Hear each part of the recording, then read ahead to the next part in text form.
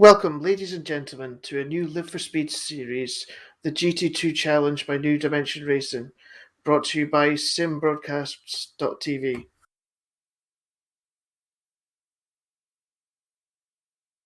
Today we are coming to you from Blackwood Historic. I'm Chris Ford, and I bet long-term viewers never thought they would hear my high-pitched Scottish tones again.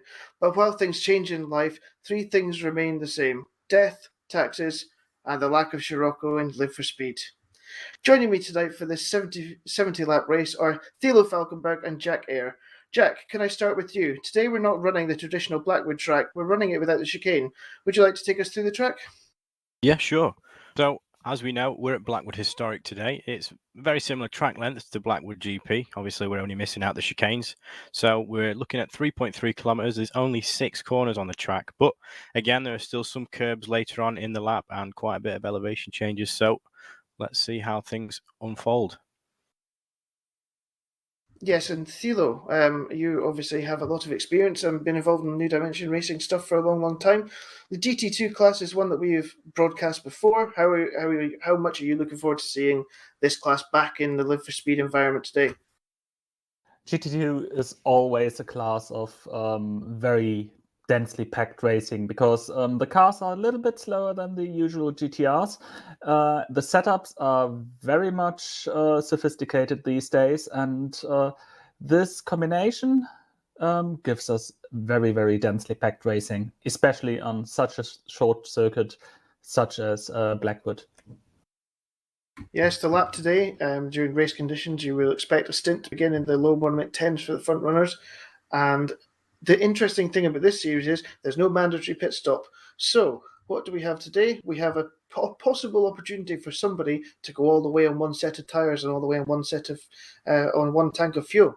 Now this means that with the differences in the cars, I think it's unlikely you will see an XRR trying to do that stint, as I think that the tyres will wear too much and will get too cold at the end, causing a puncture. So I think it's likely somebody in the FZR squad of cars is likely to try and go all the way to the finish. Whether they do so will depend on numerous factors. Can they have a clean start? Can they have a clean run with no incidents? And we also have the added, what's the word?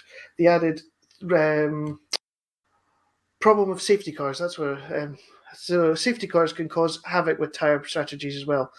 So this will be a very, very interesting race. Can they last the whole way without popping a tyre? As you see now, qualifying has begun it's a 20-minute session, and out go the cars onto the track. As we were saying earlier, there's no classic Blackwood chicane, which means it's a straight run from the turn 1 hairpin down to the new turn number 2 in this slightly revised Blackwood track. Yeah, this track actually has seen quite a few updates over the course of its existence. The very first version back in the old days in S1 times had a tree within the first chicane, the Blackwood tree, that got removed for the release of S2. Later on in the life cycle of S2, there was a slight variation of the sector the cars are now heading through, making the corners tighter, the track a little bit slower, and with, after the release of S3, this track got another update, bringing it more up to standard to current racetracks around the world. Yes, including now we have sausage curves in Live for Speed. Proper sausage curves, not the ones that we previously just destroy your dampers and not roll you. No, these ones properly roll you now. I can guarantee it because I've done it. So, that's an added challenge for the drivers today. Don't hit those in the second sector chicane. That will be, because especially in an XRR, they're easy to flip. That could happen. That could cause a safety car, especially at the early stages of the race where everybody's going to be close together. So here we're actually watching a returnee. It's Joe Holmes, who is running a first racing skin, and that's a sight we haven't seen in Live for Speed for many, many years, guys. First racing, do we all remember them? Yeah, I hardly remember them. I think they were out when I got into commentary already, but of course when following Masters of Endurance first was a household name. So, Jack, would you like to take us through the restrictions today that make each of the cars a GT2 spec car as opposed to a GT1 spec car? Yeah, sure. So we have restrictions on each car. Every car is obviously slightly different. So the FZR is running a 21% intake restriction, which brings the horsepower to 356, which is exactly the same as the restricted XRR. However, the XRR takes an additional 4% restriction in order to meet that. In order for it to meet 356 brake horsepower. Now, the only difference between those two cars, obviously, is the major difference is the gearbox. Whereas the FXR, which is the other car, is four-wheel drive, so it's completely different transmission, sequential box. But you have the option to adjust the front differential as well. Now the FXR is slightly heavier, so it has 362 horsepower after it's taken its 24% voluntary intake restriction. So on paper, very similar power to weight ratios, so very similar, hopefully, lap times. But all of the cars treat the tyres a little differently, and you've got to look after the clutch in the FZR, so you can't necessarily get away with flat shifting it like you can in the other two cars. Yes, the whole point of the GT2 restrictions is to ensure a relatively fair class of field for everybody. Of course, the FXR has added advantages and disadvantages, but in the past, this type of class racing has produced some absolutely thrilling races. We have had, it's normally a very, very close category because nobody just powers off into the distance. So today with a 70-lap race, it should be very, very interesting to see who gets the strategy right, who gets lucky with safety cars, and who keeps their tyres alive at the end of the stint in the best possible fashion, because that is the key. Will the XRRs go with a rear compound that's the same as the front compound, an R2-R2 setup, which means that they will be attempting to sprint off into the distance at the start, or will they go for an R2-R3 and hope to try to go to the end like some of the FZR teams should be able to do? That will be very, very interesting to see at the start of this race. Currently, we have a fastest lap time of 109.11 as pole position. I do expect them to get into the 8s during this qualifying session. Without the chicane, it's a little bit quicker than it used to be, guys. It's still hard to get used to them not turning right immediately after that hairpin. Yeah, it's a strange sight, and also the color marks on the track surface are a bit misleading. There was a bit of chalk added so that you can see where to go, but it's still unusual. Although this track version was first used as an open configuration and later on made its way into the proper Live for Speed track configuration list. Yes, I'm happy to see that they've done that now in the Live for Speed world, because once they did the open configurations, it did bring out a load of possibilities, and one that always seemed possible was removing that chicane and having another Blackwood configuration, because certainly down that back straight, having come out of that tight hairpin, there will be some spectacular slipstream battles today and outbraking manoeuvres down into turn number 2. And I think that will be a very, very exciting part of this race, to see just how people defend down there now, as it's a far longer straight than it used to be.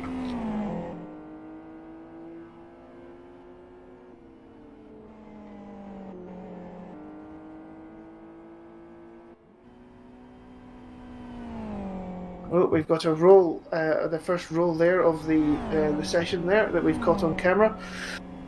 Gabor has rolled. He is able to shift P in this series. We are not enforcing the must go back to the pits rule in this series. You can just, at the end of your lap, spectate to the pits.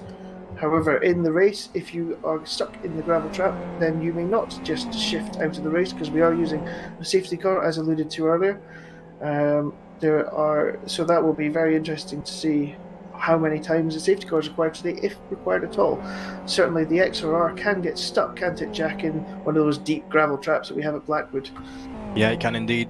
Obviously, all the cars running slick tyres, I mean, you drop even the slightest part of the tread pan onto the grass and you're almost sideways before you even know it. So if you get in that gravel, you need some assistance to get out. But as we see, we're on board. Well, we're carrying on watching. This is car number 98. This is Jared Mead. He's currently down in 19th position. This is his third attempt. His fastest lap at the moment, a 1:10.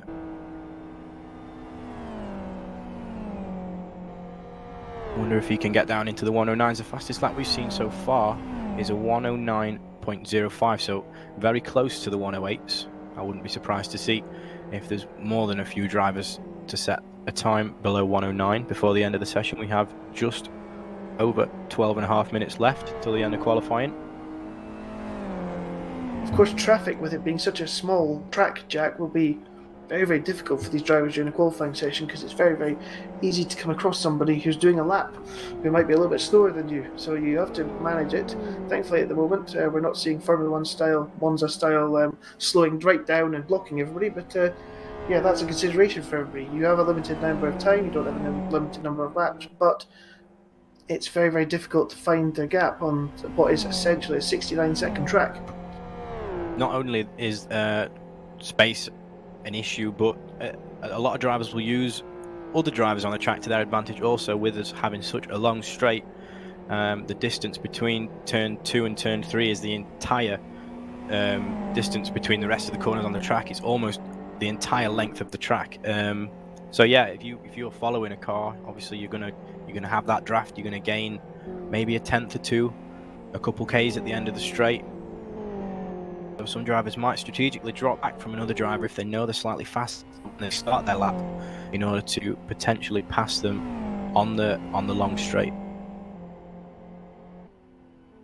We have 28 drivers currently who've set a time so far in this qualifying session, and the track only being 3.3 kilometers long, that's a car almost every about 110 meters or so, like that. So that's very, very busy. I think that there will be some controversy and potentially some protests at the end of this, but let's wait and see. One thing to remember, everybody out there who's looking at this and wondering, can I do that? I've got Live for Speed.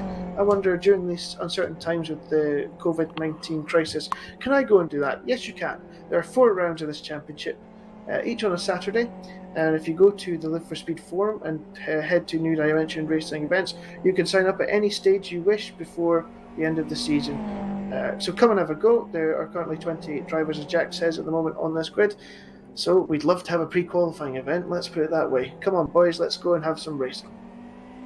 Definitely get involved, that's the best way.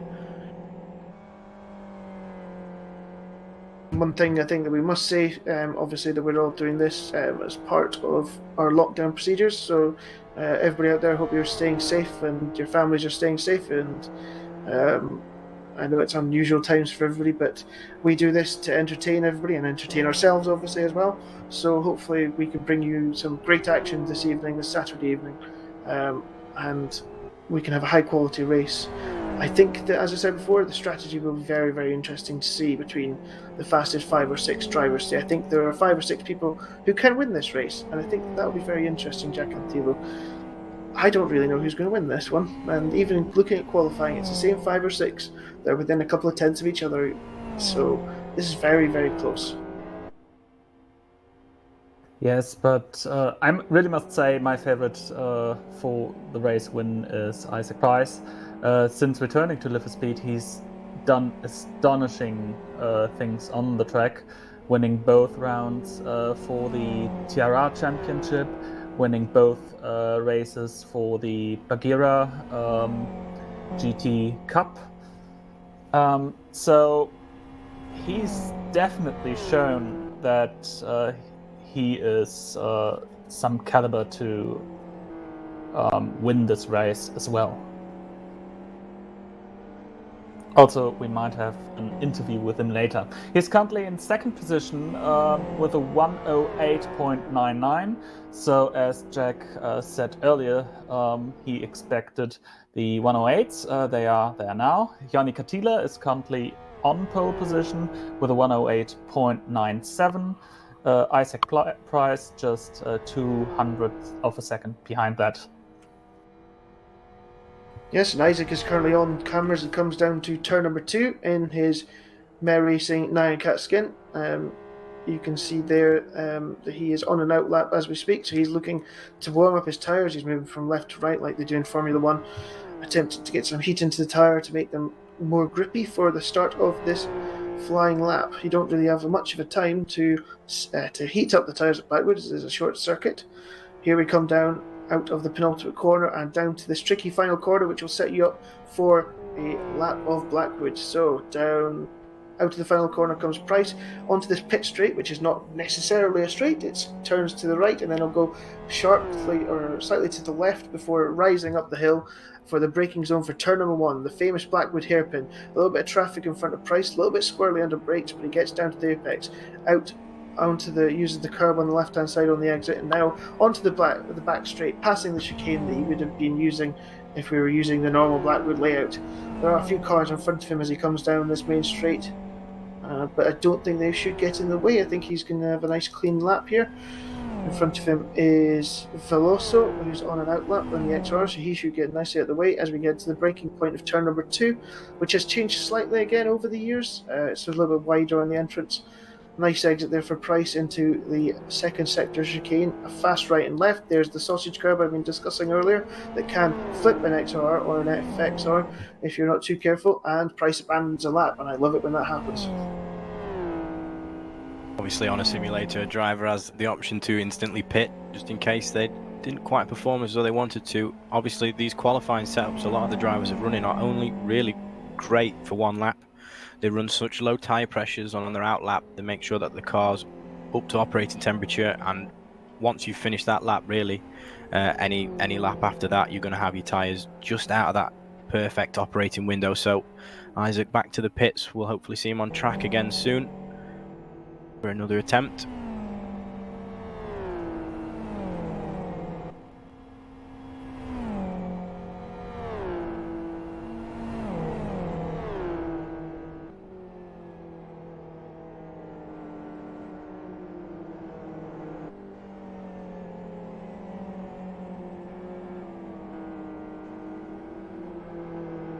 We're currently watching Borislav Otev in this purple, white, red skin directly ahead of Isaac Price there. Both are now exiting the final 2 corners to start their new fastest lap. Yeah, you know what I mean. The new attempt at a fast lap. So, crossing the start-finish line, Botev in the number 46 Fast and Crazy Sim Sports machine up to turn 1, braking just before the 50-meter board, around 75 meters, making sure you get on the power as early as you possibly can. Use all of the exit curb now. The longest straight on the track here. Let's see what kind of top speeds you can reach. Botev's fastest lap at the moment, a 109.41. That places him in 11th. Only 2 people still to crack the 108. Hard on the brakes there, 60 meters, turn it in, hit that apex, use all of the AstroTurf on the left. Under the Avon bridge, make sure you turn it in. Try to avoid the sausage curb there on the left. Full power.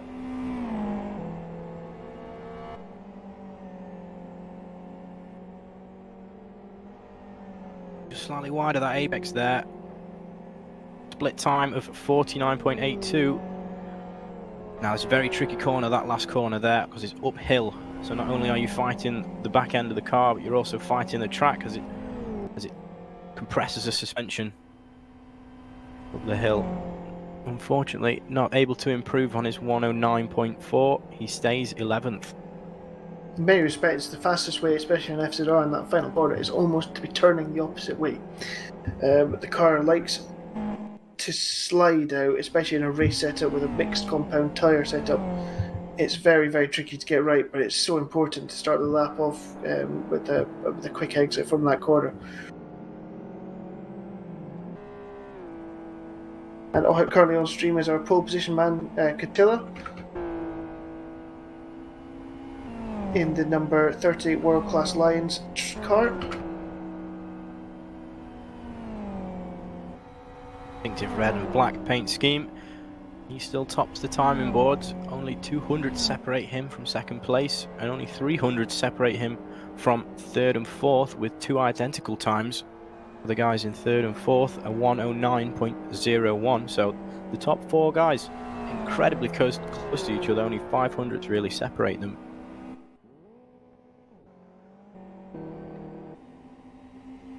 Just under 3 minutes remaining in this qualifying session. Will we see any more drivers get into the 108s? Will Catilla keep pole?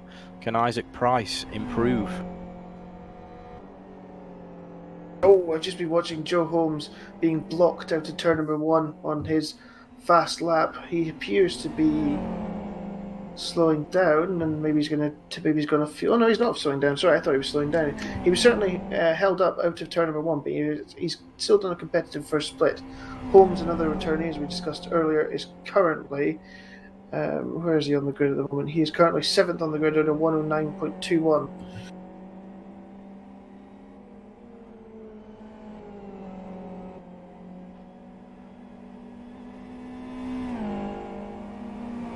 And that's the number 8 car up into second place. Spikarainen with a 108.97, exactly the same time that Catilla set earlier in the session. He'll slot into second place as Catilla set the time first.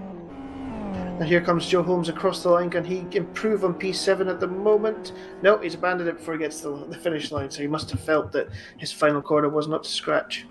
As you just saw on your screen there, I don't know if you got it, but the time is counting down. You'll see it just at the start-finish straight with just under 1 minute and 30 seconds left. That means if the drivers leave the pits now, they should have enough time to do an outlap, get the car up to temperature, and have one final attempt crossing the line with only a few seconds to go.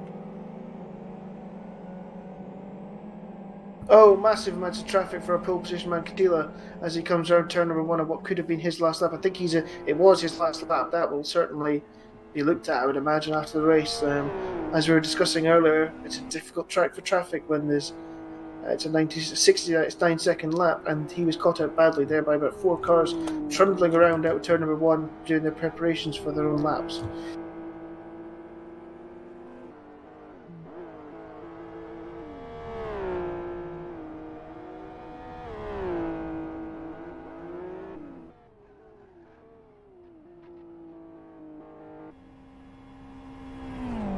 So if you have not started a lap now, then you will not finish. If you not come out of the pits now, you will not get to start your laps. So we are seeing everybody preparing for their final runs at pole position. Currently, there are 6 cars within a tenth of a second of each other, and we have 2 with the same time, as Jack was mentioning earlier, and 1 2,000th of a second behind. This is certainly a very competitive field. Hopefully, this is like this for the race. Yeah, the top 5 all within exactly a tenth of each other. Very close qualifying. Oh, the timer has now ended. Everybody who is on a lap will complete their lap. If you cross the line now, checkered flag.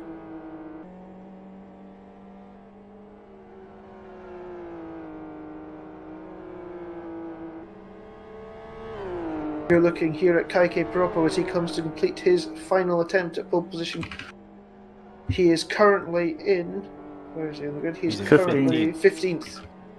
So can he improve on P15? He's lagging all over the place slightly as he comes into the final corner. Out of the final corner now. His left rear tyre is very, very warm. He's obviously had some oversteer moments. He comes to the line. Does he improve?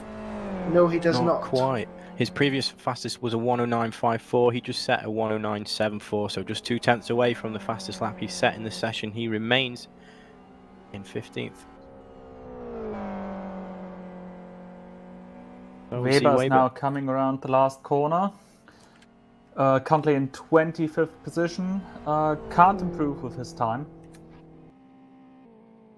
And just behind that was Champion from Team Rock Racing, who crosses the line and completes the session.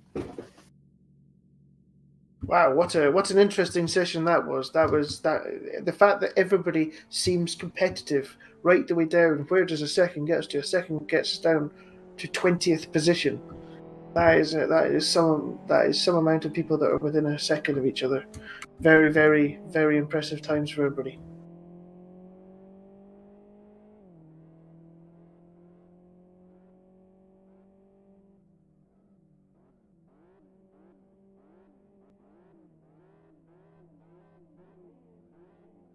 So, just before we run into the order, just want to point out there are currently 8 drivers who have set absolutely identical lap times. So first and second with an identical lap time of 108.97.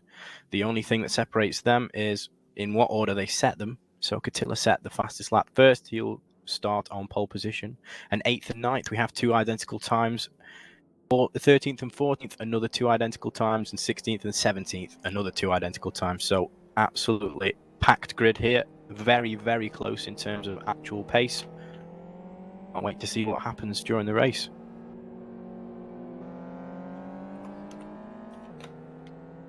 Yes, as we discussed earlier, it's going to be very interesting to see if everybody's this close.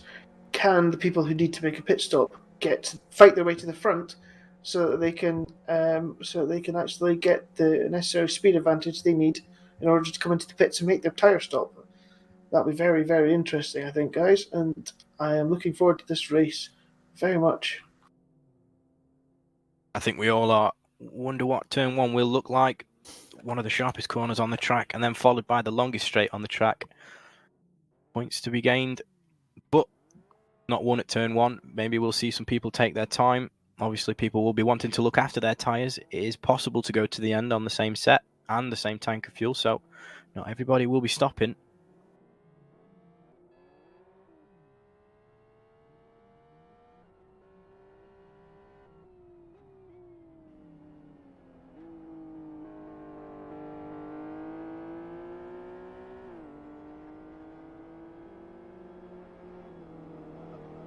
So, pole position goes to Yannick Catilla in the number 30 World Class Lions car. Second position is Matthias Pickerain. Both drivers with a 1:08.97, as Jack said earlier.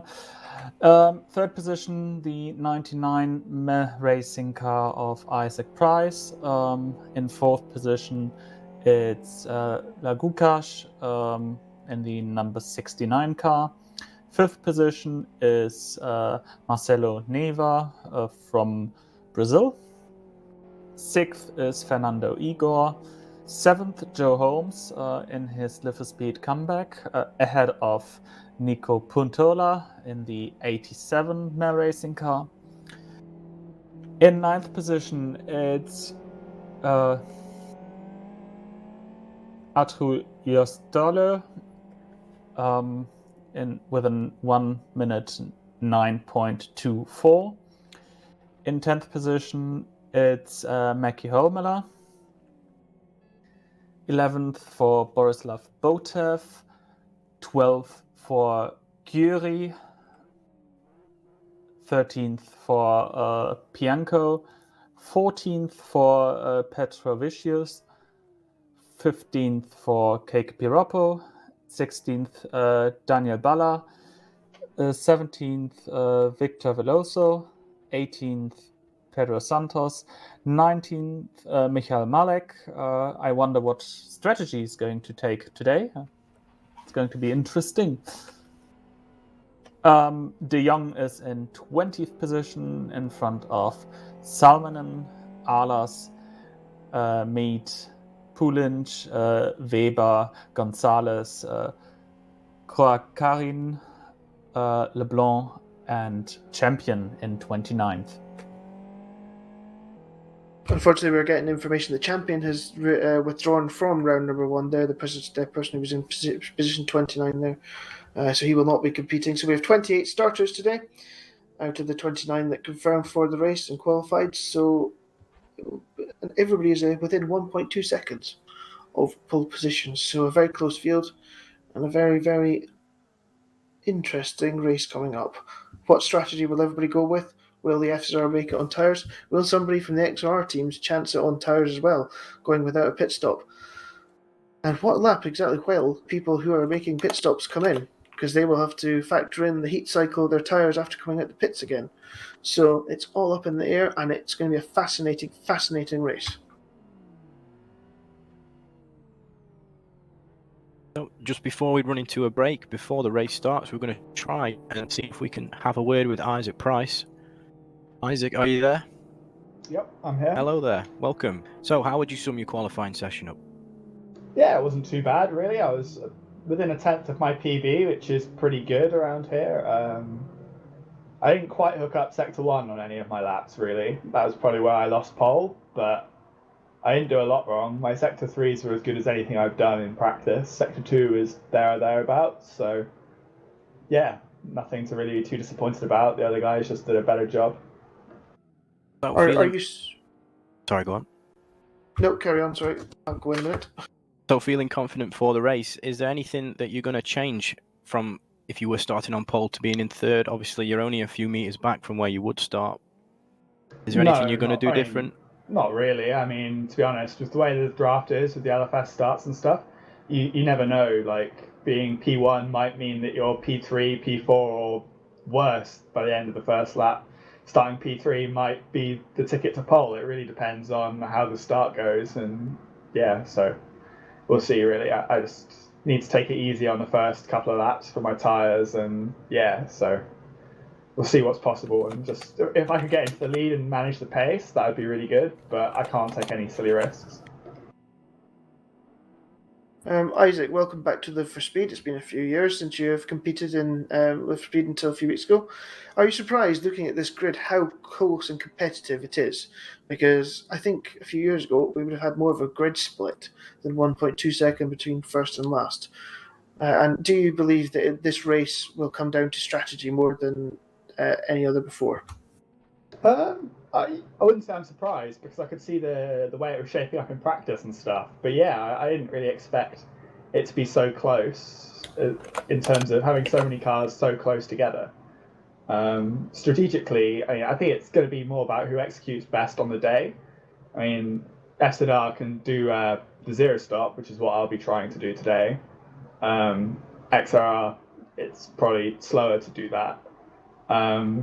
So yeah, I mean, maybe it'll come down to strategy, but if I lose too many places on the first lap or managing my tyres and stuff, it won't work. So yeah, it'll be interesting to see.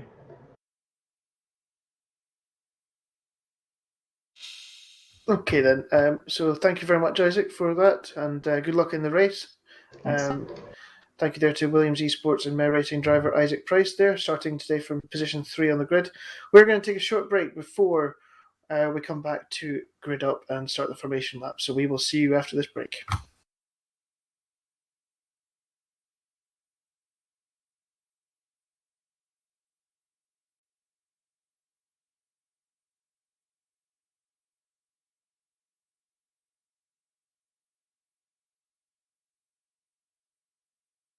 Hello and welcome back to New Dimension Racing GT2 Challenge. As we see the cars just starting to make their way round for the warm-up lap. Obviously we are having a rolling start here. We'll see the cars at 100 k's for around this lap. They've got until the safety car line to warm their tyres up. So just to run you through everybody again. Lead commentator Chris Ford, co-commentator is Thilo, Falkenberg and myself, Jack Eyre. Our stream director today is Peter Butcher. Our race director and head steward is our race director is Jonathan Palmer and our head steward is Jonathan Provost. The safety car, as you can see, is driven by Stuart Baker. He's keeping the cars in check. Rescue car is Digitas Sakis, and we have a couple more stewards as well.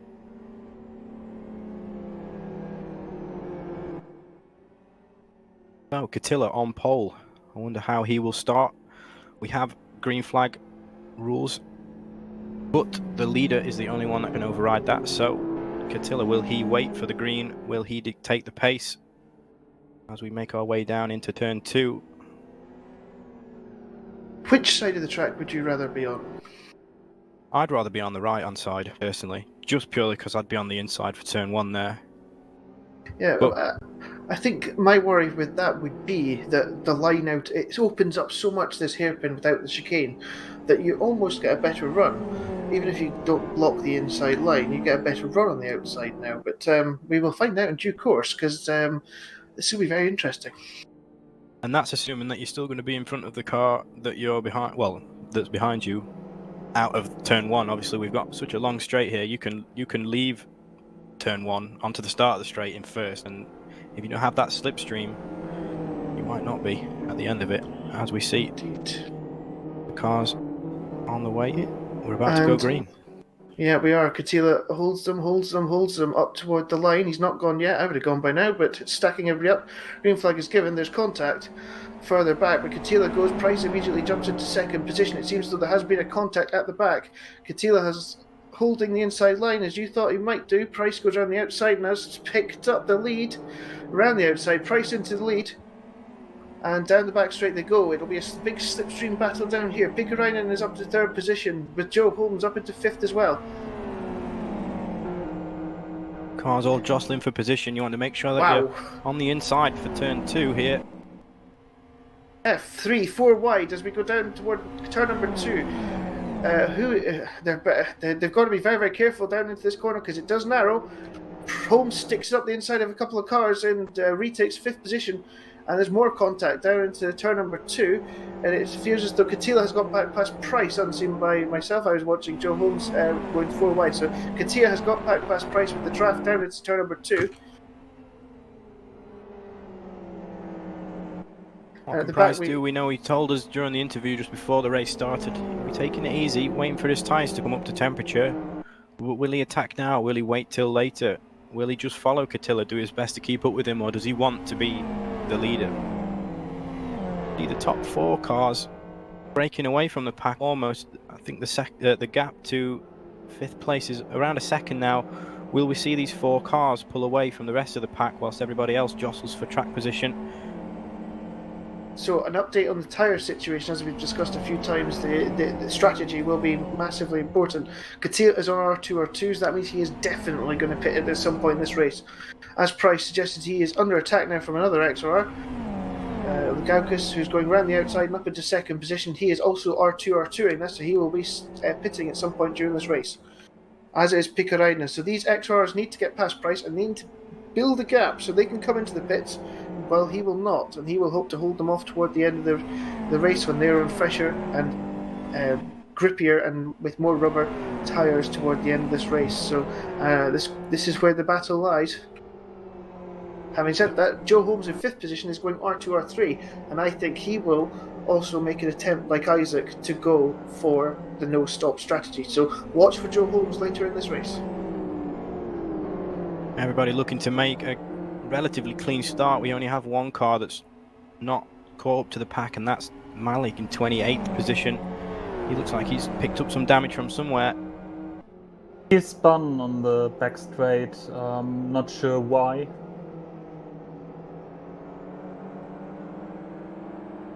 So it seems to be...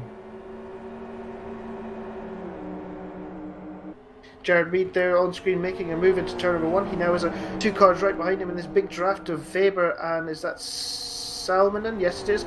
So Salmonen goes around the outside, and here comes Weber, 3 wide down the back straight toward turn number 2. Will they all give each other enough room? It seems Reed is backed out of it and is held up back in. So he's lost 2 positions down that back straight. Whoa. Weber takes the 2 positions. He was very late on the brake there, but he makes the corner stick nonetheless. Yeah, that's all-wheel drive power for you. Hey, let's not forget what I used to call them back in the day, Thilo. Do you remember? The buses. The buses! Bus wars, whenever 2 cars got together. The big bus FXR. Lovely car.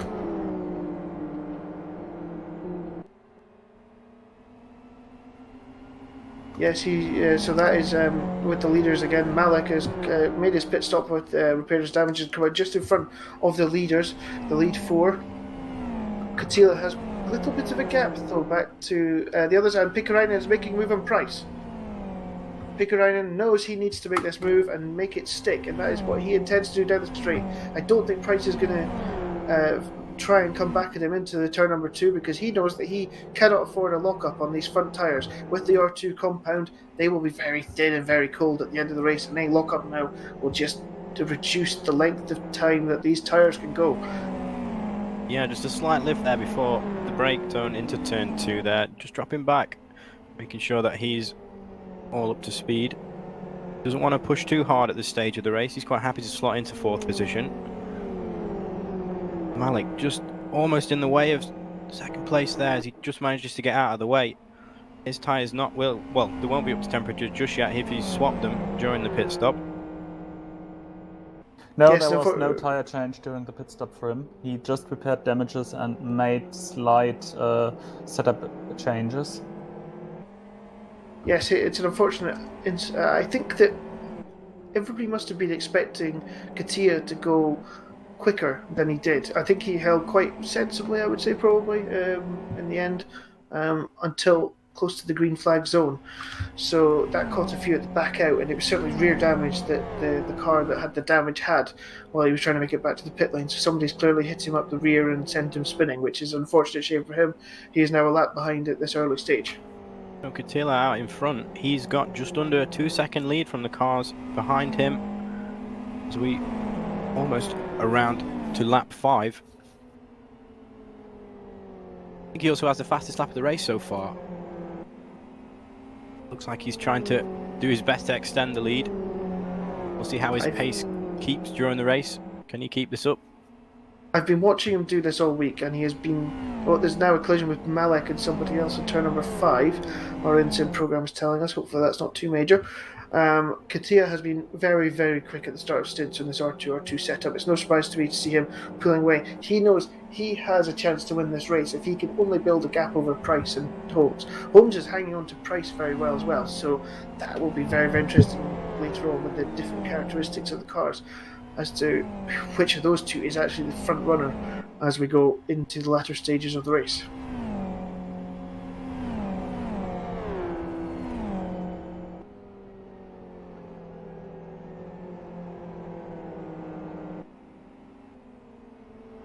Slightly further back, we're seeing Igor making a move into turn number 2, number 48, round the outside.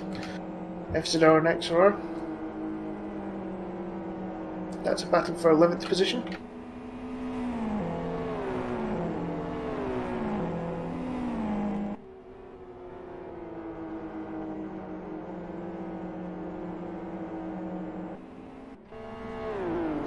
Car upside down. Gonzalez has rolled number 29. He was in a battle with Mead coming into. And Gabor has disconnected for some reason as well. But Gonzalez is up. That will be a first safety car. Oh, he's spectated. Nope. He's spectated. Not supposed to spectate, mate. That will be a penalty for him, for a points penalty for spectating when he was not supposed to. It should have been a safety car. That would have been very interesting. That would have thrown a spanner in the works indeed, especially for strategy. But we might get away without having a safety car. Obviously, since he spectated, there's no hazard for the drivers. Michael Malek is parking the car in the garage and probably retiring from the race. He also seemed to have some problems with lagging in the last couple of laps. That might explain the damage he got then, if there was a packet issue and he got hit with the rear.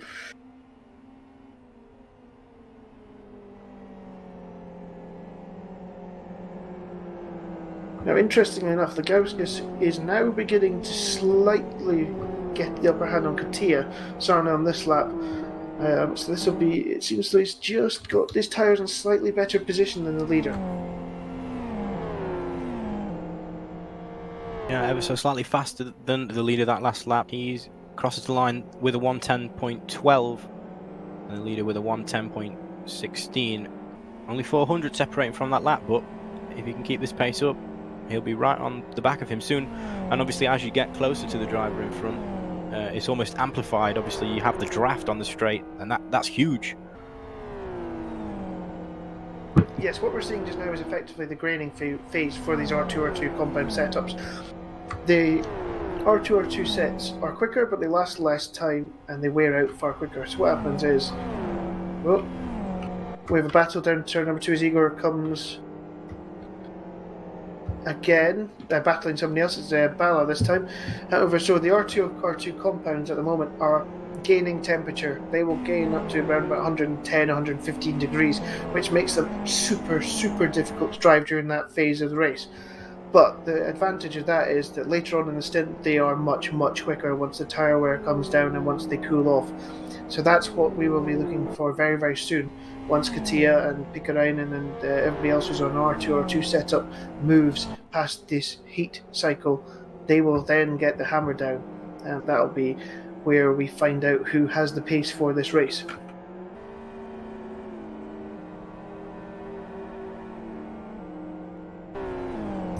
And we're now looking at Marcelo Neva against Nico Pantola in the Nyan Cat Mare Racing skin. He is lining him up in the back straight. He is in the draft. He pulls out to the left-hand side for turn number 2. And it should be an easy pass from there. I think he's going to be ahead even before the corner. And he is. Nico Pantola, the Finnish driver there, driving for Mare Racing, using my skin because I can't race today, which I'm not unhappy about at all. So there he is, with a very nice skin there, as is earned by the legendary Live for Speed skin artist Christian Zorner Gerdener. We thought we'd bring back the Nyan Cat for the return to Live for Speed for this weekend and this race in this series.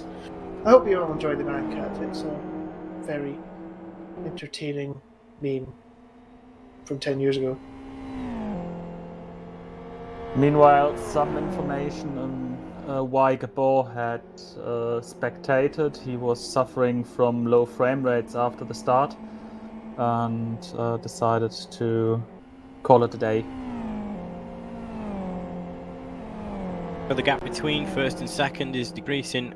Again, we saw Langukas faster than Catilla on that last lap by around a tenth and a half, I think. I think Langukas did a 1:10 dead. His fastest today is a 1:09.99 in the race so far, sorry, not his qualifying or practice times. So he's only a hundredth away from his personal race best. He's reeling Catilla in. Let's see what the gap is at the line. Blitz, yes, absolutely identical for both of the drivers there here this lap. I wish we could show the viewers this, but Katia's tyres are over the peak. He has ruined them on the left-hand side if you have a look at them. So he is going to be slow, or should surely be slowing down at the moment, because those tyres are over their peak temperature and they will be terrible to drive at the moment. They should not be at the colour that we are seeing within the game, and that is why you're seeing him getting reeled in at this moment. And it's now a 5-car train, I would kind of say, to be honest. Yeah, similar problems for Pikkarainen. His left rear tires are also pretty warm, warmer than you want them to be, especially driving an R2 strategy. Langukas taking another tenth and a half out of Catilla that last lap. The gap between the leaders at the last split was just, I think it was 1.16 seconds. If he's taken a tenth and a half, it will be under a second in the next few laps. Will we see a change for position? Yeah, and with it mostly being the right-handers on this track, the left side tires takes such a punishment. So that's just going to compound his problems at this stage of this race. I mean, even if you take the last corner as a left-hander, it's still, because of the nature of the corner, you're still sliding, so you're still giving issue to these tires. I mean, he'll be very glad at this moment that we don't have the famous Blackwood chicane, because that would be really, really bad for him at the moment. He would be struggling like a madman through there. I think he is just beginning to ease back on the tires now. He will hopefully. He hopes at this stage that this is as bad as it gets. If he drives smoothly and changes the anti-roll bars in such a way that it brings the car into a more stable fashion, then he'll be hoping that he has got over this peak phase of tyre heat. However, it is interesting to note that none of the other R2 drivers on the XR teams had the same issues, so maybe a little bit of overdriving and a bit of over-exuberance. However, looking back into 5th position at the moment, Joe Holmes has caught up to Isaac Price quite considerably, so Joe Holmes is really starting to make an impact on this race. Isaac just slightly faster through that middle split, but the gap between Holmes and himself has definitely come down. Yeah, Pikkarainen doesn't appear to be able to get away from these R2, R3 compounded cars. Pantola is also catching this group as well, having made the move we saw a couple of laps ago. So this is very interesting at the moment.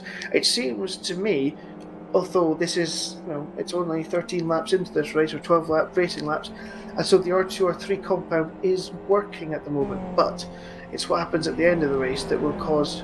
Jürgen Weber spun on the start-finish straight. Yeah, the car down in 21st position, number 31. He needs to get that pointing in the right direction. He has a clear track after this last car passes him. He needs to be careful on the rejoin. He has a clear track now. He'll be able to get going again, but Damage control, unfortunately. Will he have to bring that car into the pits, or is it drivable with the damage that he's got? We see massive front end damage on his car. I think it's going to be scraping the ground.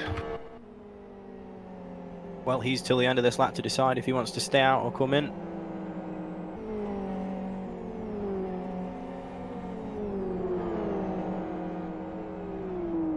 Holmes right on the back of Price now as they drive down the main straight and start lap number 14. Holmes with a personal best race lap, a 1:10.3, pulls to the right. Is he going to outbrake Price? Price gives him the room. He's through on the inside, but it's all about the exit now. If Price gets on the power like he has done, he should be in front at the end of the straight. Contact. Bump drafting. Bump drafting, working together in a way to try and catch up to the car in third position. So Isaac happy to sit behind Joe Holmes. Isaac did mention before this race he wasn't convinced that an XR could make it on R2 or R3 either, so he seems quite content at the moment to sit in behind Joe. So maybe he still holds those feelings. So that tactics coming into play here. Holmes now on the back of Pikkarainen.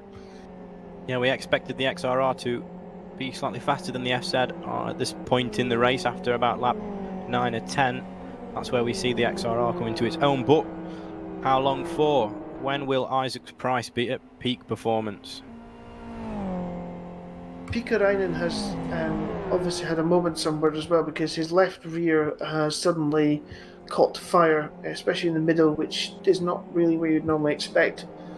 Massive problems going out turn one there for Pikkarainen. He had massive amounts of wheel spin, and that is not looking good for him at the moment. His left rear tyre is in severe trouble, even though I know he's going to pit, but if he has to start slowing down to a considerable margin just to make the tyre manageable, then that means that he is losing the speed advantage, and he is losing the strategy advantage that could have come into play with the XRR.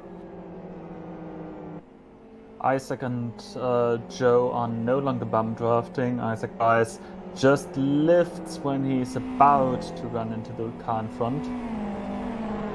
Thilo, have you ever seen Nico Pantola drive this well? No, can't recall it. I'll claim credit for the skin then. This is why Nico's driving so well. Hi Nico, thanks for watching this back. Yes, Pantola is definitely catching these 5 cars in front. He is doing 109s at the moment, or he's just doing 110, but he is in the 9s along with the 2 leaders, so very interesting to see. He is now, after a slightly sketchy qualifying position. Oh, there's a battle there right behind Pantola for 8th position. It is number 11, Botev, number 46 is battling away down the back straight. They almost made contact to turn number 1. They were side by side coming through the little kink before the official turn number 1, and Botev is now looking to come past. He is in the slipstream. He goes to the inside. Neva right in front of them as well. Neva's now going to give Botev a massive draft there, so Botev is able to make the position stick. And does he get it slowed down for it's Neva? Just about. Just about. Good racing there between these 3. There are close battles throughout this track. Now obviously drivers want to get around the track as fast as they possibly can, so some you will see lift out just into the braking zones in order to concede the position to be faster overall. Obviously if you're fighting with another car, you're going to be holding yourselves up more than anybody. So long race, 70 laps here, 230 kilometers.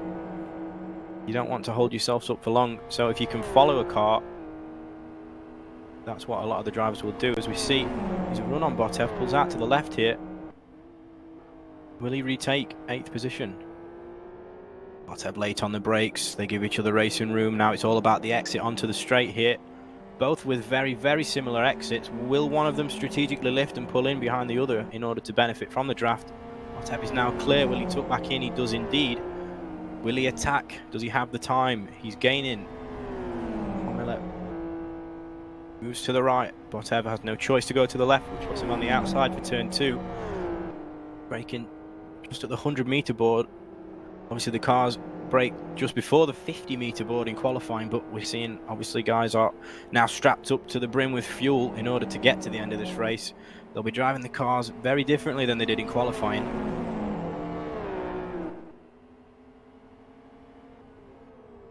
Botev now on the back of Marcel and Neva there. Neva makes a mistake out the second last corner, and that's going to put these two XRRs all over the back of him as we come down toward turn number 1.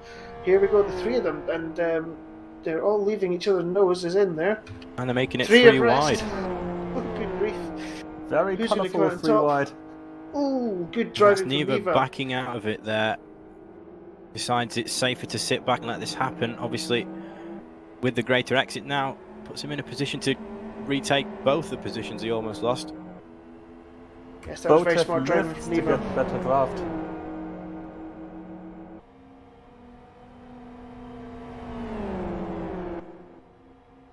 Here they come down toward turn number 2. Who's going to get this advantage? Botev is trying to use them both. He's going to go for the inside 3 wide line. again. Oh no, I can't see this ending well. Oh, just about a little bit of contact. Botev makes the 2 positions. Neva runs wide after a little bit of contact there. Neva's still trying to come back on the outside into the chicane, but he can't manage it. Well, that was Look smart at car driving number from all 12 three. during all this. Thilo has caught the back of the pack now. It's a 4-way battle for, is it 6th position, 7th position? That's it.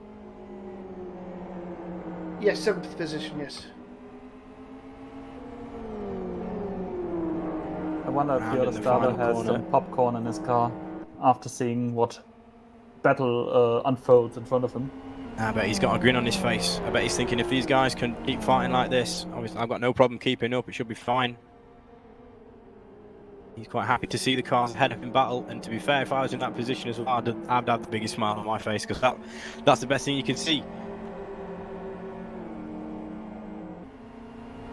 Can he keep on the back of this though?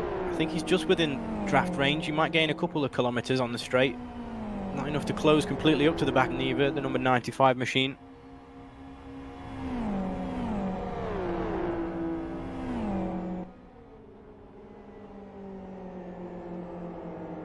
I think that's the first time coming into that corner for 4 laps. One of these 4 hasn't been side by side, or at least 2 of them haven't. It was a spectacular few laps there from these guys battling over 7th position. And in fact, they're bringing along a couple of other cars behind them as well. So it's very close, as we expected in this race so far. Nobody seems to be out on their own, because, as I say, that Katia does a 109.7 fastest lap of the race, so it seems as though he has gotten over his issues with the tyres. Yeah, I just had a look at his tyres there. He's had them under control now, but they're not in the greatest shape.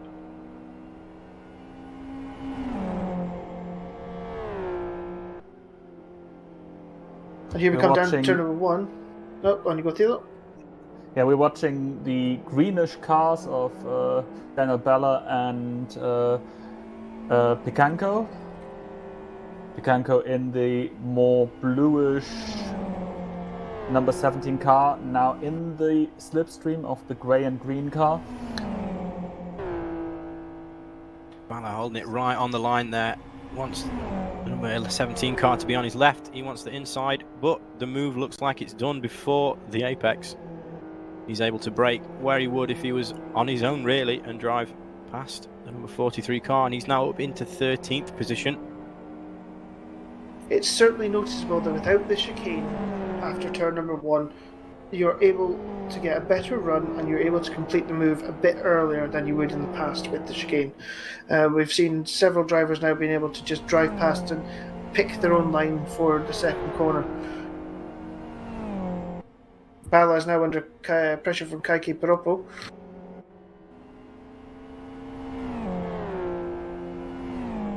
Piroppo there seemingly not close enough at the moment to get a look at the inside. No, he was quite a lot faster than Bala that last lap. Obviously, he was battling, Bala was. He set a 112.8 last lap, and Piroppo with a 111.5, so massively faster last lap. Yes, Pulls out to the left. Bala's front left tyre has clearly had some flat spotting issues, and I think he will have to make an earlier pit stop. Piroppo round the outside. He's going to have to take it easy, Bala, with that tyre, not to run into back of Piroppo, but he has let him go now. Yes, Bala front tyre certainly needs a bit of work. It seems as though it's had some locking up issues, and he's going to have to pit earlier, and imagine they would have liked initially. That's a bad thing with lockups, unfortunately. Once you get a few of them, it's quite hard to avoid. The tyre wants to grab every time. He needs to nurse that car if he's to get to the end on those tyres. I think he's going to have to stop anyway.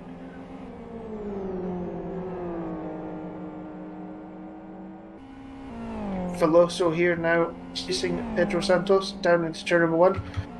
Can he have a move up the inside? He's getting close, but I think he might wait until the back straight. Santos not feeling the need to defend as they brake for the uphill turn number 1. Getting very close to the back end there. They both have a good exit, and it seems so Santos is going to be easily overtaken though with this draft. Here we go. When will the draft start to kick in? It's almost like a V-power down the back straight.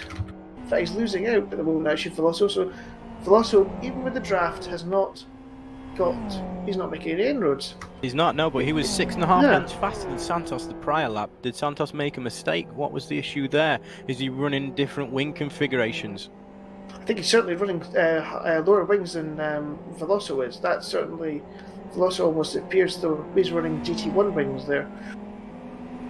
Veloso is now in a core racing sandwich. Both core racing drivers using one of the Yoda paint schemes, so a nice throwback. Yes, it Santos is. with a faster split 2 time, but Santos he goes massively wide. wide onto the grass. This will compromise his exit. He'll be a couple Ks down, manages to keep it pointed in a straight line, but Veloso moves to the right. Can he pull this move off? Will Santos want to be on the outside? He brakes earlier than Veloso in order to hit the apex, but he's now directly in the slipstream. And we know Veloso's car is slightly slower than Santos's, even in the draft. Will this be amplified now that the tables have turned? Let's see, it appears as though Veloso's getting away, so that's slightly strange. It appears as though Veloso is far enough ahead that he's not going to be drafted back past, so Veloso has maintained 16th position ahead of Santos. Botev comes to the pit lane for his pit stop. First of the leading group cars. Well, extended leading group. Just as a quick talking point, during qualifying with the Vodafone sticker, that car reminds me of the 1999 Nissan MBTCC, I think. Slightly. Yeah. The colors. Yeah. It's very nice. Very nostalgic. So that's interesting. Botev now has 46 laps to go on this set of tyres. I wonder if he's hoping he'll get clear air and just that he can push on. I guess that this will mean he won't have a late tyre peak, which means he'll be able to push harder at the end. So that'll be very interesting to see where he comes out after everybody else has made their pit stops. I wasn't expecting an XR until past lap 45. So that's interesting that Botev is in this early. You're currently watching your race leader. Just started lap 25 of 70, still in first position. The gap to second is 2.57 seconds, and I think it's increasing. Last lap, Catilla managed a 109.76, while Angukas a 110.01, so he's pulling away. His tyres are now under control.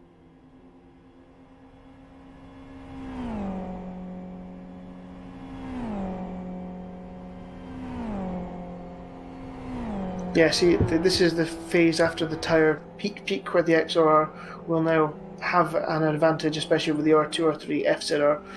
Later on in the stint, that's where the FZR should be able to come back at them, but this is where we start to see the strategy unfolding. These guys need to push like crazy and build up enough of a lead to hopefully have enough of a lead to at least have a chance to come back at those drivers who are zero stopping.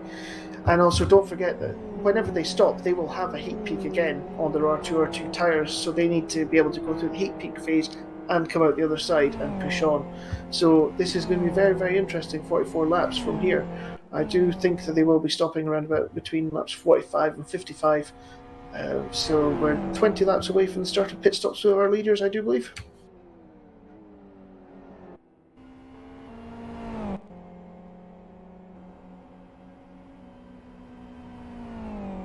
Maki Homela is in the pit lane, 12th position, the number 11 machine. He's in for his scheduled stop.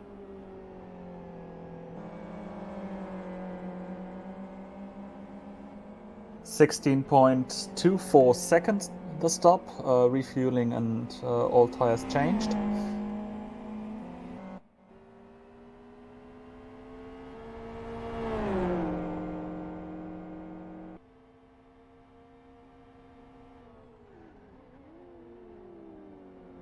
And he joins the track just in front of these two battling drivers. It's the 44 in the black and purple Teamwork Racing car of Salminen. He's weaving all over the track there. He does not want to give Botev that draft. It's slightly dirty. Yes, he's still moving across, even in the braking zone. Got to be careful there if he does not want to incur a penalty from the stewards. Stewards don't like when you move under brakes. You have to pick a line and stick to it.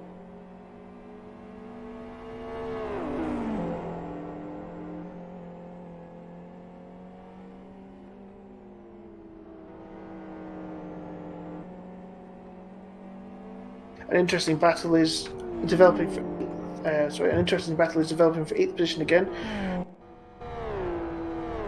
However, now the car I'm looking at, which is Petrovikas, is starting to time out the server, unfortunately. Hopefully he comes back in.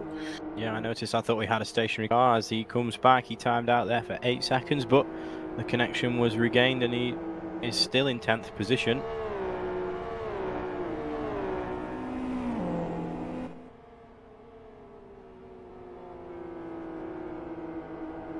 Seems as though these guys have all been together since lap 1. Salminen and Botev still battling for 19th position. Salminen on the grass there. Dedicated to the inside line there. Botev holds it around the outside. Brilliant to see, using all the AstroTurf. Tiny little bit of contact there as they moved off the curb, but Botev looks as though he's got the position 1 now. As Botev flashes his hazards there. Salminen was, I don't think he was forced onto the grass, but when I was able to catch up with him, I noticed that he was completely on the grass in a straight line. I think they were doing about 150 mile an hour at the time, so Botev potentially just apologising there. We have a car spun at the second last corner. It's number 86. Oh, where's he going? He's in the wall at the final corner now. Something has obviously happened to car number 86. Now, and he's stationary. Will we see a safety car? It's not a puncture. I'm not sure what on earth has happened there. I think he's alerting the admin, so I wonder if he's had a wheel failure. He got back going again, and then he was trying to brake, but it was like his car wasn't steering. If he's unable to get going, I wonder if we might see a safety car. He should be able to get going.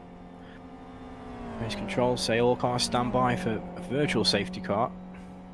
We might see cars have to slow down in order to hit a delta as he joins the spectators. Virtual safety car cancelled, racing is resumed.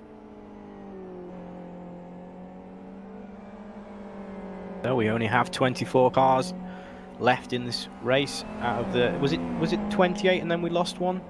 29 and then we lost one. 29 and then we lost one, so we've lost 4 cars so far in 29 laps. Not quite halfway yet. Rounding the final corner, about to start lap 30 as we see a lap car slightly in the way. Webber's got to be very careful now. He's side by side with the leader. Obviously he should concede that position by the time we get to the braking point. Thilo won't have to worry about anything. But while I'm seeing incredible pace here from Cotillo, he's still in the 109s. Last lap 109.76. That is, well, only 2/10 slower than his personal best. So the fact that he's able to keep this pace up. Tell you something. The top 3 all did the same lap time last time round. Herrera 97 in race format. So 109.76 for all 3, for Katila, Lagukas and Pickarayan. Nothing separates these drivers apart from the track position where they are currently. Yes, I mean, traffic is going to play. We saw there Weber sort of holding Katila up slightly. There's nothing really Weber could do about it. He got slightly squirrely, and the way in the FXR to get out of that is just to fool power with its four-wheel drive. But the management of the traffic, with the fact that some are making pit stops and some aren't, is going to be crucial to this, because nobody on such a short track can afford to lose much time behind back markers. So that will probably, whoever manages the traffic the best will possibly win this race as well.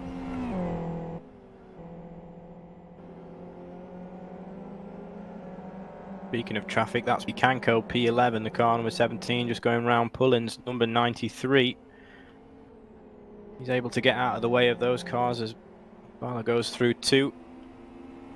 Pullins down in 23rd position.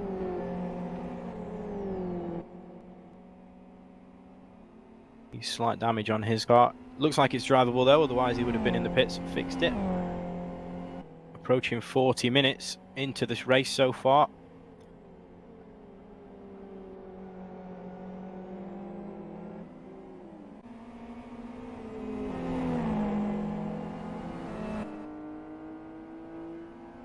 Looking at the leader, running down the top 10 as they are now, it's Yannick Attila in the lead for World Class Lines, followed by Lagukas in the 69 car, Pikkarainen for Team Rock Racing in the 08 car in third, the first racing car of Joe Holmes in fourth, it's Mare Racing Isaac Price in fifth, sixth also for Mare Racing and Nico Pantola. Seventh for the 95 of Energy Virtual Racing, Marcelo Niva. 12th position for Arturo Tolo. 9th position for another Brazilian Energy Virtual Racing entry of Fernando Igor. And in 10th position, the Dragon Ball livery of Petrovicius for Last Lap Motorsports.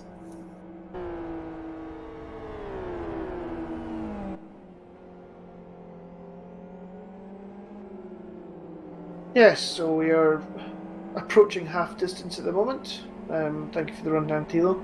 And the race is starting to settle down a little bit. We have the leaders are currently pushing as hard as they possibly can as they come through the traffic, and we are seeing the beginning of what will be a key point for them. This last 15 to 20 laps of this stint, where they can maximise the Weber, oh no, Pickerain's going to spun, oh no, he just about, Weber nearly sent up the inside of Pickerain as he's being lapped, but it came to nothing. So this is the point where the XR has a massive advantage. The tyres are in good nick, they've gone through their heat cycle, it means they can push as fast as they can.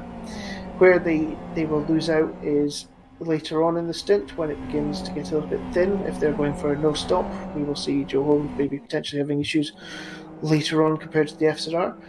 But at the moment, we are seeing some very, very, very spectacular, almost hot laps from our front three. And this is very interesting to see how close they are and how they're managing the traffic at the same time.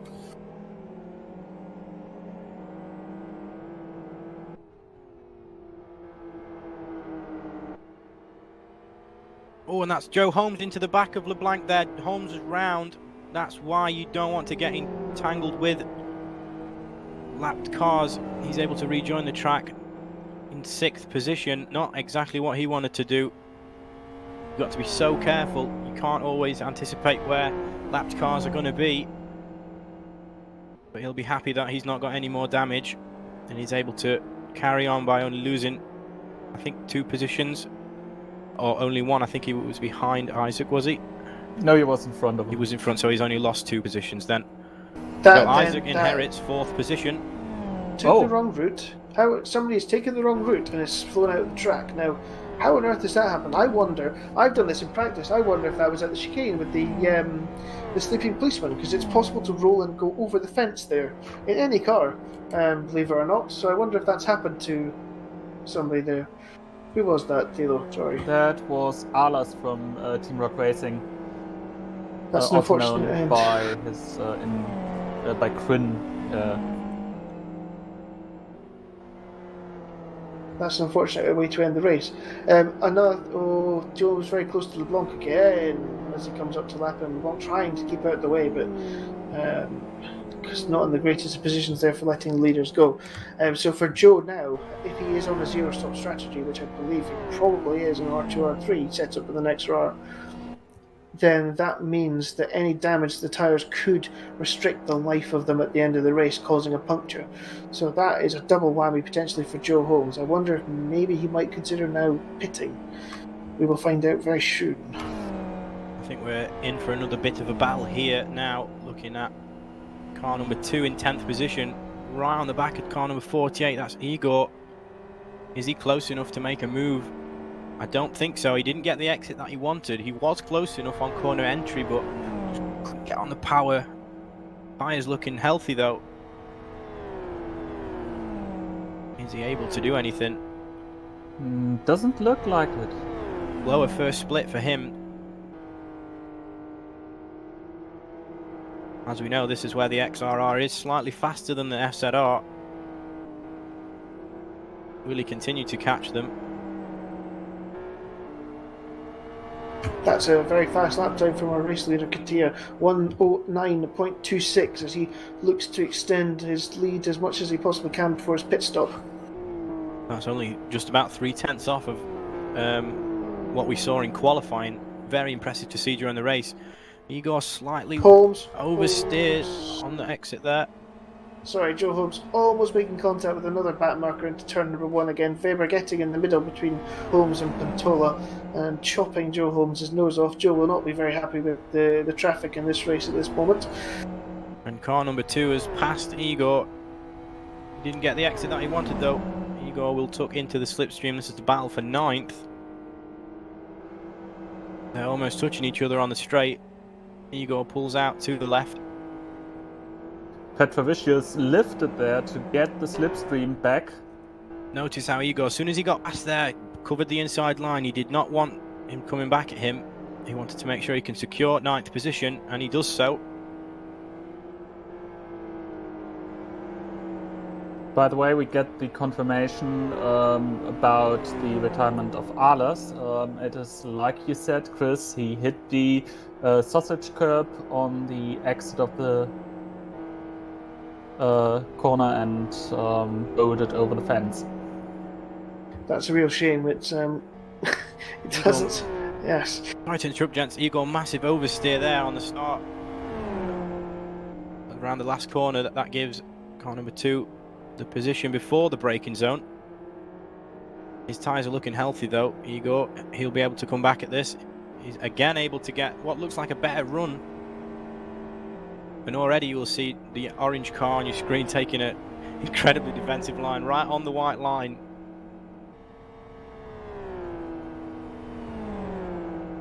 This is the battle for 9th place. It's not close enough this time. The draft doesn't look like it's paying off too much.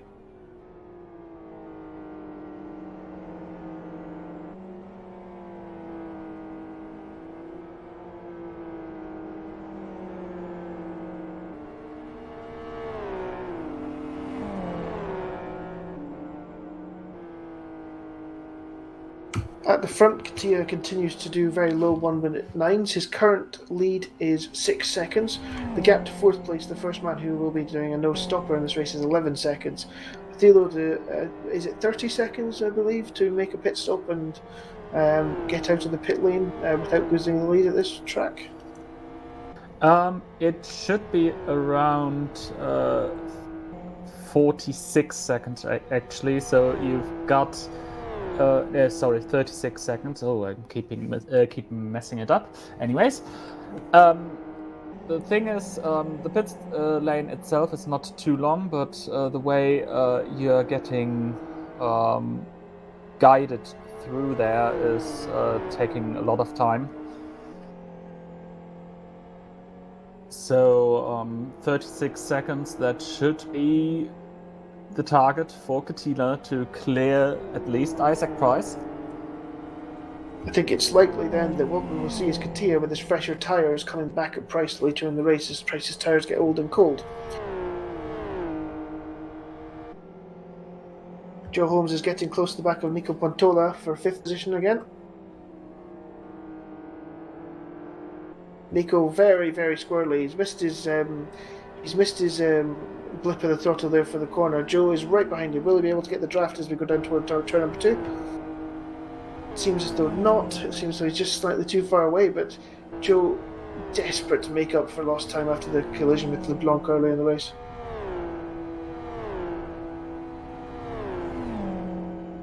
It did look as though Puntola got slightly out of shape into turn 1. Like you said, missing the blip. He is actually faster than Holmes out through that first split, only just. But it's enough.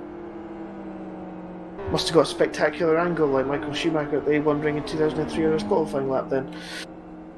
He was well out of shape there. Split 2 times again faster, but looks as though Holmes is closing in. Obviously, these are the slower speed corners on the track. Ooh, Holmes takes to the grass there, but doesn't look as though he's lost anything. So Holmes across the line there with a 109.8. Puntola in front with a 109.4. Very similar pace. Puntola, however, did the fastest Sector 1 time of all competitors on that last lap. So all Nico fans can now cheer. And it looks like we have a car with the puncture, 23rd place. That's Pullins. He's got to be careful. There's quite a few cars behind him now. He'll not want to get in anybody's way. We'll see him make his way to the lane. Yeah, front right puncture for this tenderly pink car of his. And look how far offline he's going to give other cars the chance to pass him. He's coming to a complete standstill. What's happening here? I think he's just letting everybody go. He's going to have to be very careful with those sausage curve because he might get beat if he's not going fast enough. Looks like he's just waiting. But as we see, the cars are all spread over the track. There's not much of a gap for him to get back to the pit lane. I think he's just got to get on with it.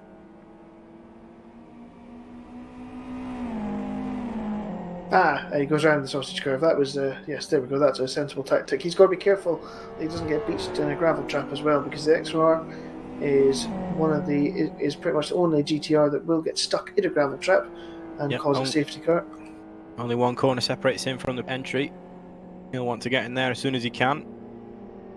I tell you, Pikkarainen is making a move on second position at the moment. He has really brought down that gap, and he is not far away from coming up behind the Gaucus.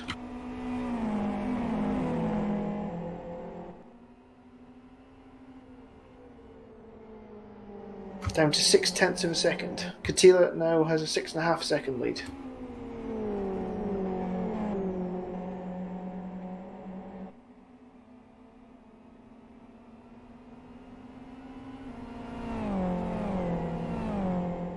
As they come up to the first corner here at Blackwood, the uphill braking zone for the right-hand hairpin. Oh, the Gaucus using the curb and getting up on two wheels. That's giving Pikkarainen a good opportunity out of turn number 1. Small error there for the second place runner. Pikkarainen in the slipstream can... Hang on. And he pulls out alongside. Again, we might see this attack manoeuvre completed before the braking zone. As he returns over to the left-hand side to take his normal braking line. We see our first penalty of the race, car number 44 with a drive-through. That's Salmonen. He's been given a drive-through for chat. Obviously you're not able to see that on the stream, but drivers are not allowed to use main chat during the race, just in case they distract somebody else. And it looks like he's got, I think, 3 laps to serve that, so will he come in now? Down in 19th position.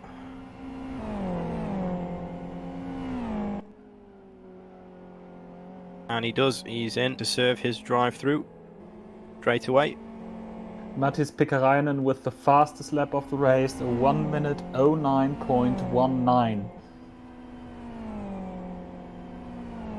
He was almost a second faster than Lagukas and 0.2 of a second faster than Katila on that lap. Oh, and a drive-through for Joe Holmes for causing an unavoidable collision. I guess that's with LeBlanc, the incident we saw earlier in the race. So a drive-through there for the first racing driver for the incident with the pattern marker. Is that I a hope drive it through or wasn't is that just avoidable. caution? Oh, it is a caution. Sorry, I misread that. Yes, caution. Yep, My so apologies. he'll want to be on his toes there. He'll not want to get into any more trouble. The stewards might not be so kind in the future.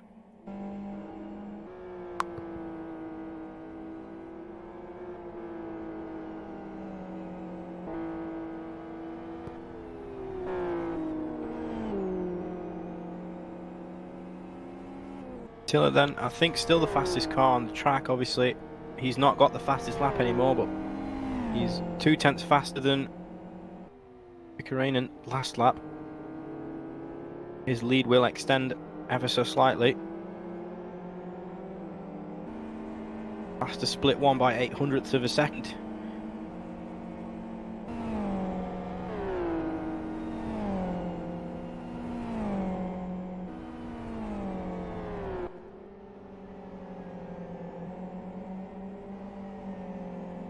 You're currently watching 6th position. This is Joe Holmes.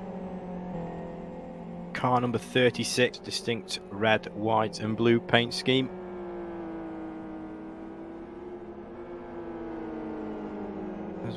That's LeBlanc on the left there. Lapped car taking to the grass there in avoidance. Trying not to get in anybody's way, but not what you want to see. Well, now he's stuck things into the middle of the track for everybody, so that's... yes. Be incredibly careful if you're a lap car. It doesn't take much to just deviate from the racing line to let the cars that are a lap ahead of you through. You want to cause, the least amount of inconvenience as you possibly can as a lapped car, because not only do you want to let the faster cars through, but you want to almost try and keep up with them. So, unable to do that. I think he's trying to stay out of the way because he's just been in the pits so he can get his tyres up to temperature, but he's losing tyre temperature at the moment, and it's creating a bit of an issue for him.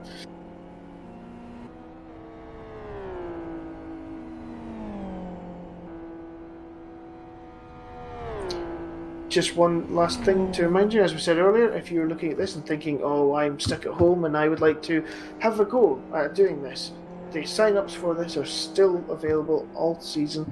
This is just round 1 of 4 of this GT2 Challenge 2020. So, if you would like to sign up, go to the Live for Speed forum, find the new Dimension Racing section in the Leagues section, and you will find the section for a GT2 Challenge. Entries are open all season. As I say, this is round 1 of 4, so come along, have a go. There'll be people on the server practicing if you've never done it before. If you want some tips or setups, feel free to ask somebody. Everybody's quite open in this community, especially at this current moment. So, come and have a go. Come and have a go. You will enjoy it. Like I said, this is round 1 of 4. We are at Blackwood Historic today for 70 laps. Round 2 will be at West Hill International on the 16th of May this year for 40 laps. Round 3 is Aston North AS7 for 45 laps, and round 4 is at Kyoto Grand Prix Long with the chicane at KY3, and that's 32 laps.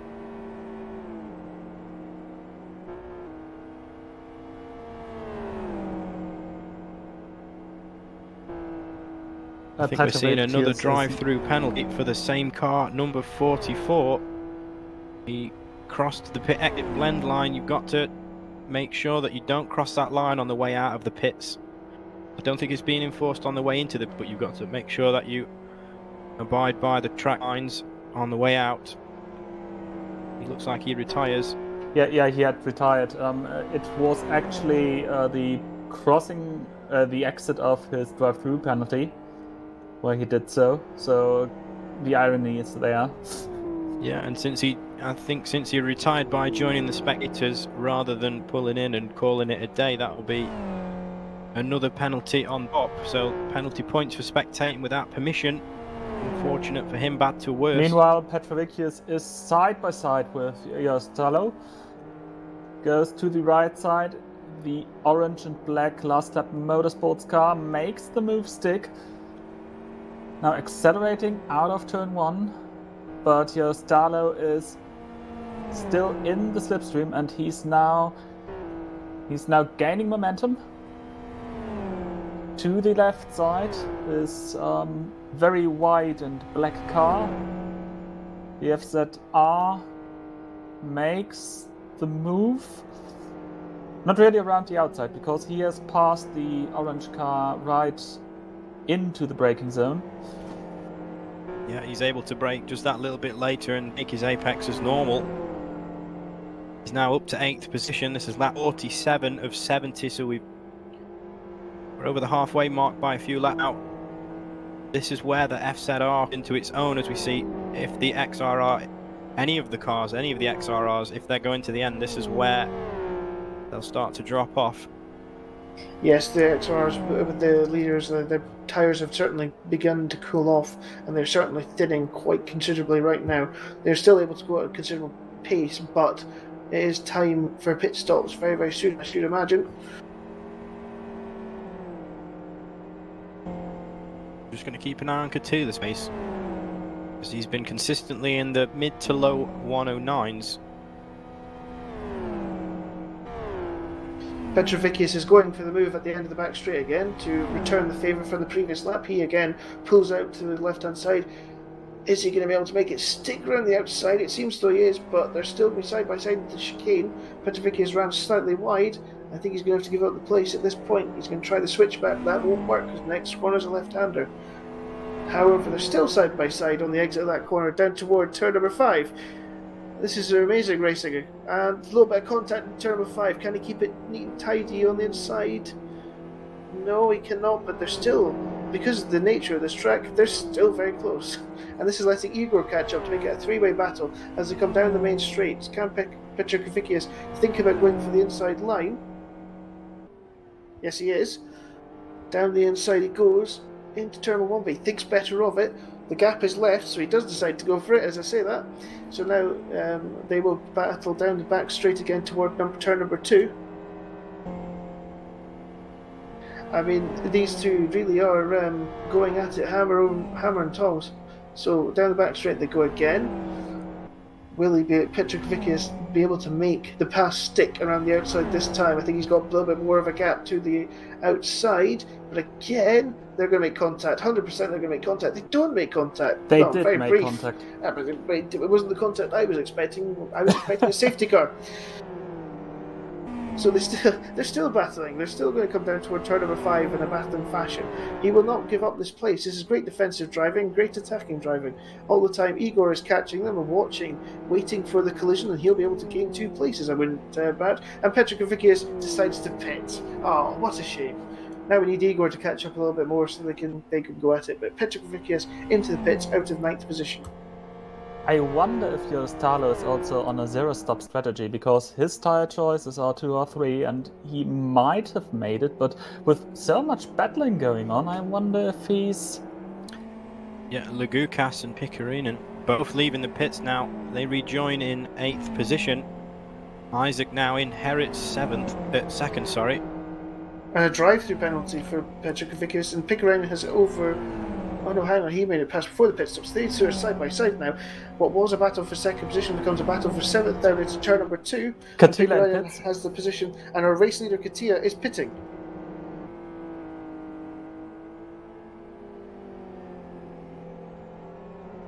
Pikarinen and Lagukas have got to make sure that they don't send it too hard. They're still getting their tyres up to temperature. This is their out lap. We see our new leader is now Isaac Price. He's going to the end by the looks of it. Price and Pantola 1-2 for Eyre Racing. I've never seen that before in the 10 years of Eyre Racing's existence. This is a very strange experience for me.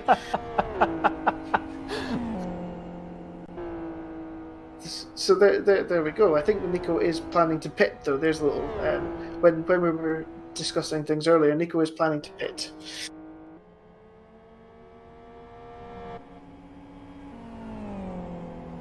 We have a battle actually coming up between Leonard de Jong and Botev for 13th position. I believe de Jong has not pitted and Botev has. Botev has been running... How long? He must have gone for 26 laps on this stint. Oh, he's up on the grass and almost making contact with Leonard de Jong. De Jong slow off the corner. Will he be able to defend? He's pushing Botev very, very close to the grass. Botev thinks about better off going for that manoeuvre, but you'd imagine he's going to go for the nice switchback and get a very good draft down this straight. In fact, where's he de going? Jong just going got to the inside. A little bit of oversteer, but It looks as though they're very similar in terms of speed now. It's almost as though he thought tuck in, but he can't decide. It's almost as though he thought the chicane was there for a second. So with a few more cars in the lane now, who's stopping? Joe Holmes is in. So Joe was not going. Joe Holmes is in and Nico Pantola's in, so that means that they were not going to the end. I didn't think Nico has also had oh dear, Nico has made a bit of damage to his clutch during his pit stop. So he's going to have to take it very easy. I do believe Pantola is using the H shifter as well, so that's not gone well there for Nico Pantola. He's going to have to take it easy out of the pits. So yes, the chat was also talking about him using an H shifter.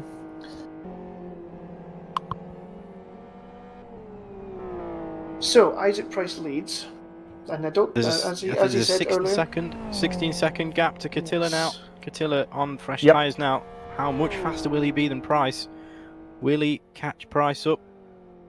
Price does a 109.7. Katia coming into the final corner just now. What will this pace time be? He obviously on fresh tyres. It probably won't go through as much of a heat cycle as in the first stint with less fuel. He's a 109.86. Yeah, the gap 16.37 seconds. 16 and the remainder of this lap left. And Catilla catch him. Petrovicius is in the pits again. He forgot to change the tyres on the first time. Disaster then for the car down in 18th position. Interestingly, Marcelo Niva is now up into third position, and it'll be interesting to see whether he's pitting. He's on an R2-R3 setup for the FZR, and his pace is very, very good at the moment. He's doing 109, mid 109, similar to Price. So Niva currently third. Will he be able to hold on? Will he have to come in the pits? That is interesting to see for the remainder of this race. Only 2 tenths down on Katia in that first split. Obviously Katia's on new tyres and they are up to temperature now.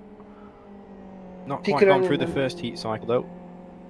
Pickering and Lagaukas are still very, very close. They're coming up to the back of another FZR. So I'll let you one of you two say his name, because I've forgotten how I pronounce it, and we know I'm bad with names. Ilostalo, I think. That's it. That is one thing I've not got better at, and over the last 7 years, everybody listening, I'm still useless at saying people's names.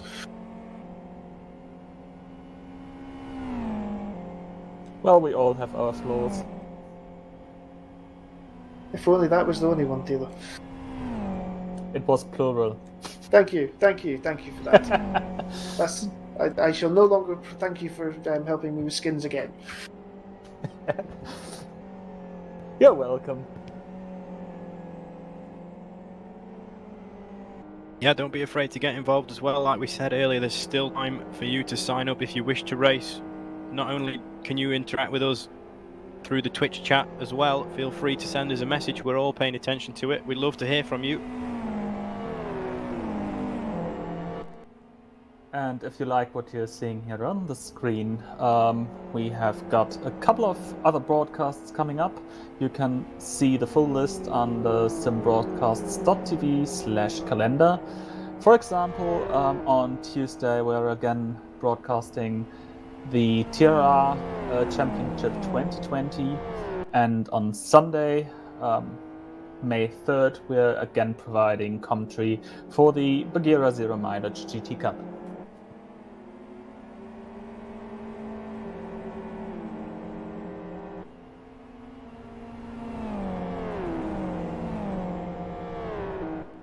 Yeah, Yalostala is again together on track with Petrovicius, but now Petrovicius is a lap down after all his troubles with pit stops and drive-through penalty. He's down in 18th, yes.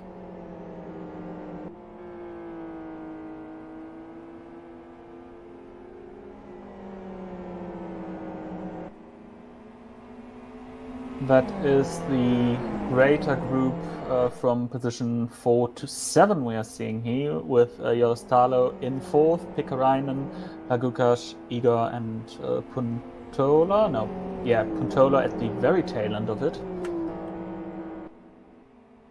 So even down to 8th, Well, not quite yet, but I guess Nico is getting there.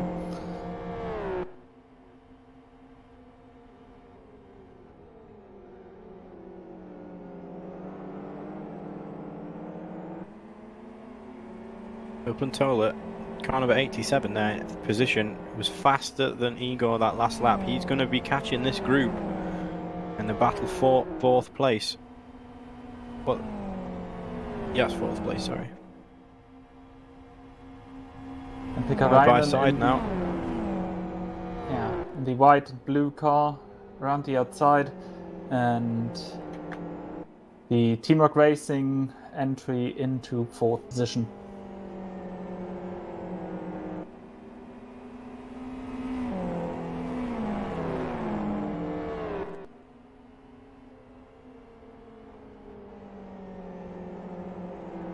So I'm seeing plenty of people's money being placed on Isaac to take this race win from the position he's in currently. Lap 57 of 70. The gap is just under 16 seconds. We've not seen it come down too much.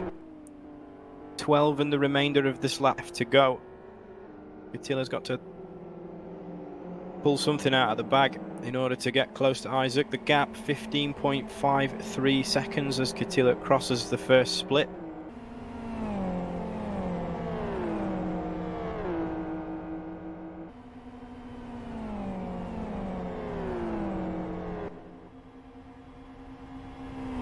And that's Bicanco in the pits, 11 now 12th.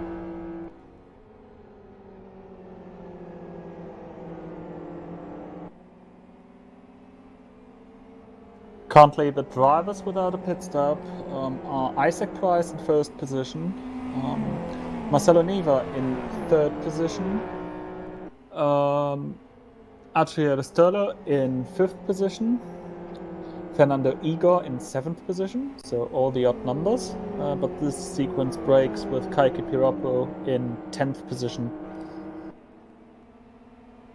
So 5 of 10 are currently on a one-stop strategy.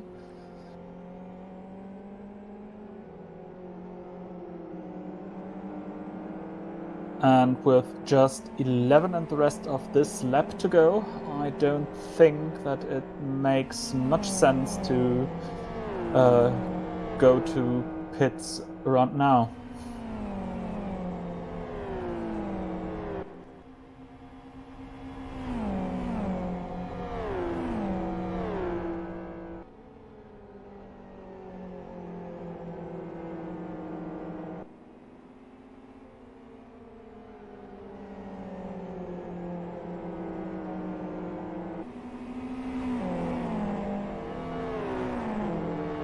One very useful thing that we have in preventing safety cars in Live for Speed is a rescue car. Today, using our four-wheel drive RB4 rescue car, we have... oh no, I've got to say a name again.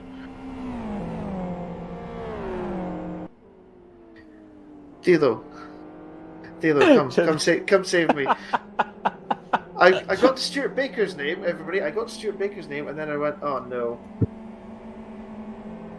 Thilo, can you take the rest of the stop? Sakis is our rescue car driver, currently stationed at the end of the long back straight, so into turn 2.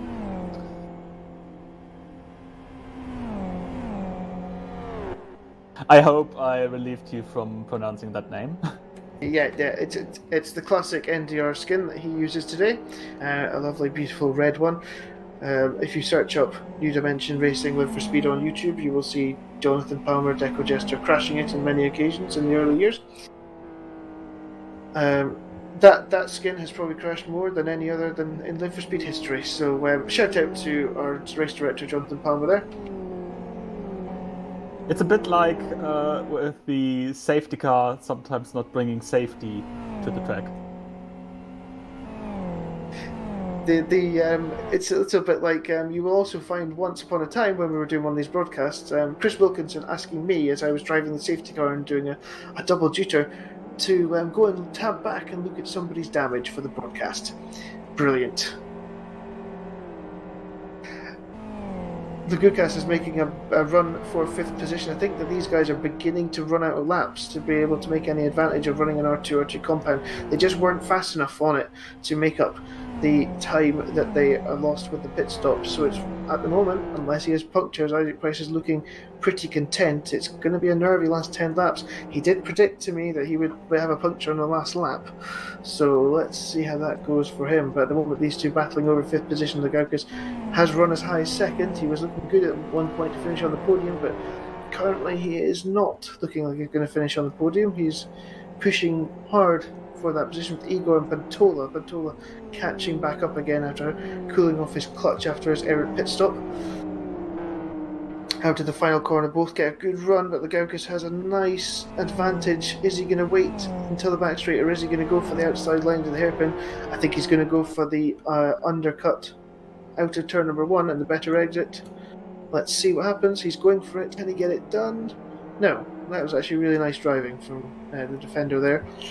However, now the slipstream is in effect, and surely we will see another one of these classic passes before the braking zone for turn number 2.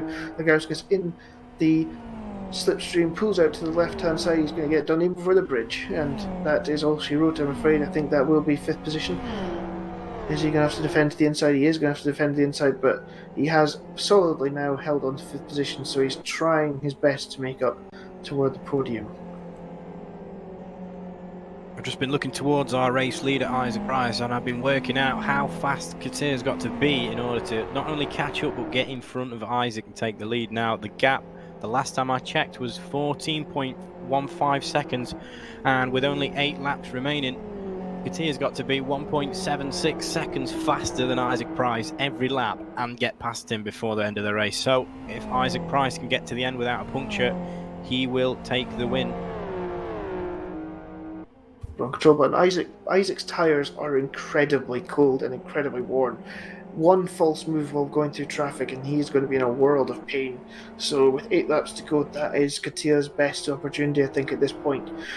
The laps where Katir was battling his very, very hot tyre that cost him a little bit of speed, I think, might come into play as we come toward the end of this race. But Price's tyres are not looking in fantastic shape as we speak. LeBlanc doesn't look in fantastic shape ahead of Price. Price will be hoping that he gets out of the way, and he does just manage to get out of the way. But Price's very worn rubber is, with 7 laps to go, the only thing I think that could stop him taking this victory. You know Isaac what? will not want to be deviating from the racing line for any lap. I think he wants to just keep hitting his markers and see those laps remaining diminish as we get closer to the checkered flag. LeBlanc You know, spins there in is a turn 1. big light flashing right now in my head saying commentator's curse. That's why I'm desperate. I think that we're all desperate to have, none of us want to be Murray Walker, let's be honest. We all want to, at this moment we all want to be Jonathan Ledger. We want to say that the rear wings, the front wings falling off when it's the rear wing, and make mistakes that way. We don't want to curse anybody. I think the biggest example of the commentator's curse we've seen on sim broadcasts has been when Peter Butcher's been commentating on Chris or Elmo, as you guys will know him if you tuned in for the TRR race on Tuesday. You will see what I mean there. The best thing is you guys can't hear Pete in the background giving us what for while we say these things about him. Yeah, also now a little shout out to our director of today's stream, Pete Butcher.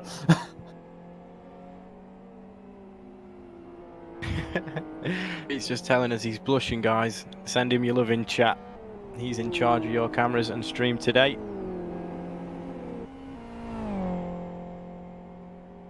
So Yes, Nico Pontola got around Igor, and he's now maybe still in reach for Yarostalo for a 6th position.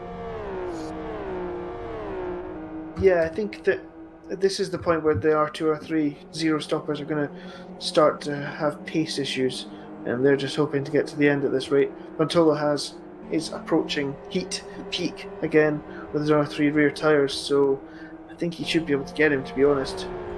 He should. He did a 109.94 that last lap, and Yarostalo with a I think it was a 110.23, so a couple of tenths in it. If he can keep this up, there's plenty of time for him to catch up and get past. Oh my goodness, Price's tyres are absolutely freezing cold as he starts lap 65. Unfortunately, you guys on stream won't be able to see what we're seeing, but if you're aware of the LFS time monitor we have as spectators, I can assure you there are only a few pixels on the left side. You'll want to just keep it as smooth as you possibly can for the remainder of the race. We have 4 and the remainder of this lap left out of 70.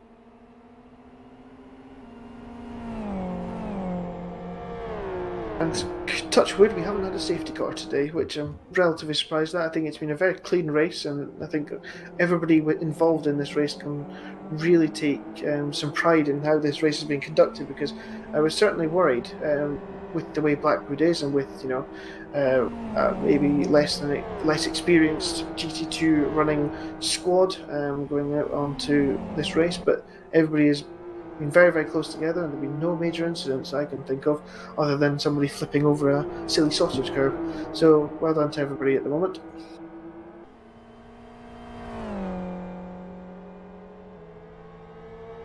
As Isaac Price begins lap 66, he's doing 10.65s. What is Katila's pace like behind him?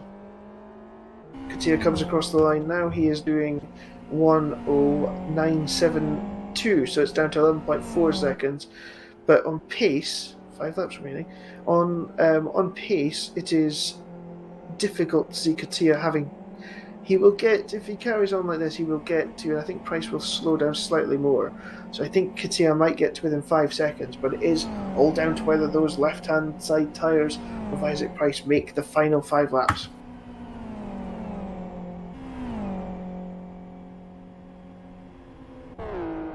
Of course, another person in the top 3 who's holding on at the moment is Neva, who is going for a 0 stop as well. He's got Pikkarainen closing in as well. That's probably our closest battle for position at the moment. Neva 3rd, Pikkarainen, who's made his pit stop in 4th position, who is closing in at a significant rate at the moment. Neva has the same problem as Price, though I think his tyres are slightly thicker in terms of tread.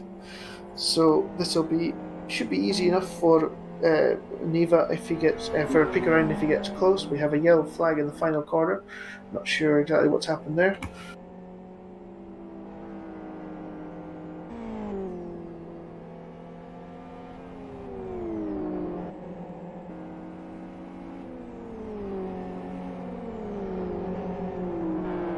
But this is it. Oh, Price has been touched in the back by De Jong. De Jong and Piroppo are battling for position, and Price is slower than them because he has older tyres. Piroppo is lagging as well. This is danger for Isaac Price. Where's he going to go? How can he? He has to let them go, you'd think. De Jong is going to go around the outside. Price gets a slide on. That's not what he needs. This is not what he needs. I'm sort of surprised. He was quite sideways on the apex there into turn 2. It's not what he wants, like you said. He just wants to get his head down now, hit his apexes, and just cross that line. Yes, I would be letting Piroppo go, to be honest. It won't affect him that well. If he slows down too much and loses tyres, this is the crux now. mode. 9.5 seconds to second place now. As we cross the line, hour and 20 elapsed, lap 68 of 70. Contact between cars 8 and 95, that's Pikkarainen and Neva for the final spot on the podium.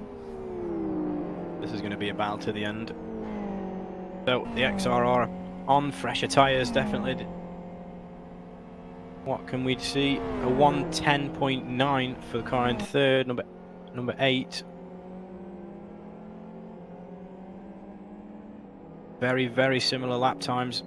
And car number 8 goes through, take 3rd position. What can the FZR do in retaliation? He'll not want to be in 4th. He'll want to have at least a taste of the champagne on the final step of that podium. But how much does he want it? Do not forget the car in 5th position, that's Lagukas. He's on fresher tyres. He's actually quite a bit faster than the cars ahead of him. Lagukas with a first of 22.34. The cars ahead of him, 23.4. So Lagukas, as you can see, now catching the back of the 4th place machine, number 95. That's Neva. Neva might find himself in 5th position before he knows it. At the front, Cry. Katia is down to 6.9 seconds behind with 2 laps to go. Price is only able to do high 1 minute 11s at the moment. So that means that there is a chance still Katia can catch him. It's going to be difficult. Yeah. It's not helped by these two battling away in front of Price at the moment, but this is certainly not over yet. Lagukas makes the move into turn 1 now, up to 4th position. Great news for him. Can he catch up to Pikarinen for 3rd position? There are only a lap and the remainder of this one left. Neva down now in 5th place. Meanwhile, battle for 6th place as Nico Puntola is in the slipstream of Stalo. Oh, little bit there of was contact there. Puntola looks as though he lifted. Yeah. Maybe. Is it just me, or did Puntola just change the left side tires from the looks of it? I know what you're Is saying. that possible? Well, you can filter in the pit stop by tyre wear percentage. He might have, like you said, just changed his tyres on the left-hand side of the car. And at the front, Isaac Price has begun the final lap. His tyres are blocks of ice, let's put it that way. Thin blocks of ice.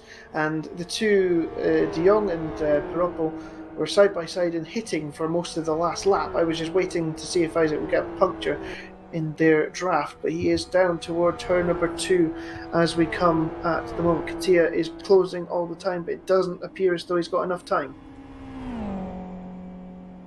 Now, unless something catastrophic happens to Isaac in the next 3 corners, he will take the checkered flag. This is the point where he bet with me earlier he would get a puncture on the last corner of the last lap. Let's see if he's right. Isaac Price comes down into the second last corner at Blackwood here today. Is he going to be able to cross the line without puncture in the GT2 Challenge by New Dimension Racing with simbroadcast.tv? Isaac Price of Williams and Eyre Racing finishes the final lap of the first round of the season and takes a victory, a no-stop victory for Isaac Price for Eyre Racing and Williams Esports. Second place, Katia for World Class Lions. He led for most of it. He probably deserves a lot of credit today. He drove superbly, but the fact his car couldn't make it on tyres where Jefsero just could is what won Price that race.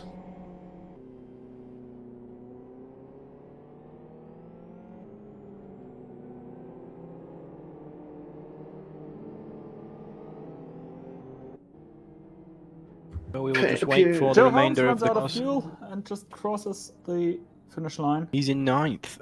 9th for Joe Holmes. Did he lose out on... No, he was 9th then. Where was he? Yeah, okay then. So, could have been worse for Joe Holmes. Botev crosses the line for 10th position. I think Botev made up quite a lot by actually stopping early, actually. Team Values, Mikey Heimler in 11th position.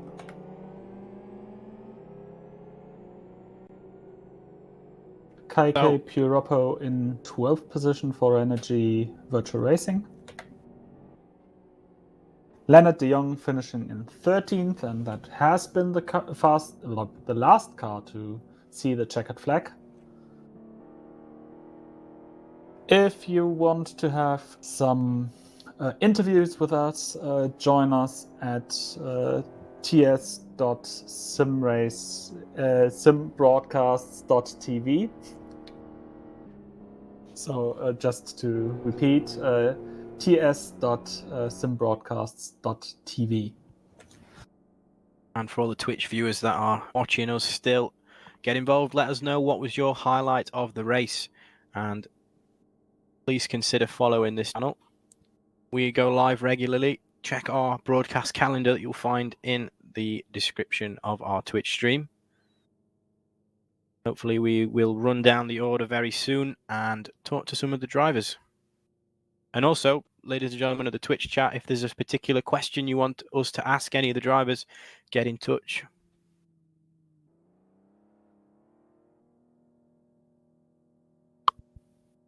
There then are your top 3. Price, Katia and Pikarinen. Very interesting race today, boys. I think that as we discussed earlier at the start, it was always going to come down to strategy. Could the XR go without stopping? In the end, it could not. The SR could, and it just held on with very cold tyres at the end.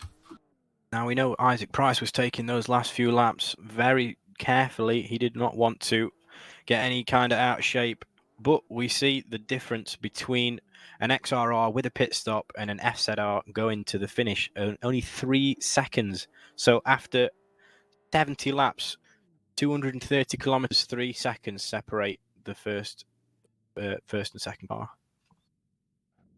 And that on different strategies. That's the most amazing thing about this format, that you can really go the distance in different ways and still have competitive racing. Yeah, the GT2 class with a 75-minute roughly lap race makes it very, very interesting, because theoretically on most tracks it's just over the stint length that you could go on a set of tyres. Certainly at West Hill, I'm not convinced that people won't be. I don't think there'll be anybody that doesn't stop there. But yeah, for this race for Blackwood, it made for a very, very interesting race.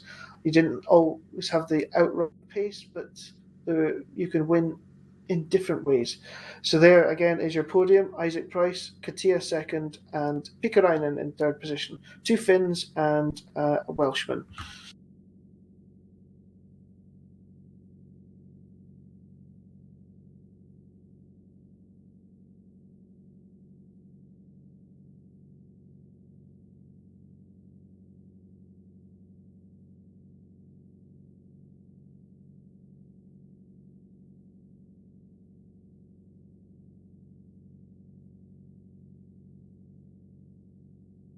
So we'd like to welcome the race winner today to the commentary box, Isaac Price. Welcome back into the commentary box. As we were discussing the whole way throughout this race, strategy played a massive role in this race. You went for 0 stops. It was very sketchy toward the end, it looked like, with those tyres and with the back markers coming very, very close together during the last few laps, re-overtaking you and getting in the way of each other. Yeah, I mean, I think the tyres looked worse than they actually were, because I kind of backed off. They lost temperature, which meant obviously in terms of tread, they would have probably a few more laps extra life. But because they were so cold, if I would have flat spotted or something, it would have been game over, because they were so cold that was easier to do. So I was very aware of the fact that although I was fine, I couldn't afford to lock up trying to overtake a back marker or anything like that. So, I mean, I think I had better pace than the back markers, but they weren't making it easy to overtake them. And, you know, when you're kind of side by side going into a braking zone, the braking was the area that I was losing a lot of time, because I was trying to take it easy. So, yeah, that was a little bit awkward. But the start of the race kind of meant that I could back off quite a lot towards the end and just bring it home. Yes, it was really a cat and mouse sort of style race. At the start, it seemed as though you were. It seemed to us with Joe Holmes going R2, R3, whereas the other ones on the XR were on R2, R2. We were considering that Joe might go the whole race without stopping as well. Was that a consideration of yours when you were letting him by at the start of the race? I didn't know whether he could do. I didn't know whether he was on R2, R3 or R2, R2, because he'd been hiding the fact that he hadn't done any race practice online. But I was watching him drive in my mirrors, and I was fairly sure that driving the way he was driving, he wasn't going to make his tyres last, because it was kind of, he'd catch me up and then he'd make a mistake, and kind of that sort of driving just doesn't work when you're trying to save your tyres. So, and with XRR, it's even worse on tyres than FZR for that kind of strategy on R2, R3. So I felt like he would have had to have been managing it an awful lot to make it work. So I was fairly sure that that wasn't his strategy.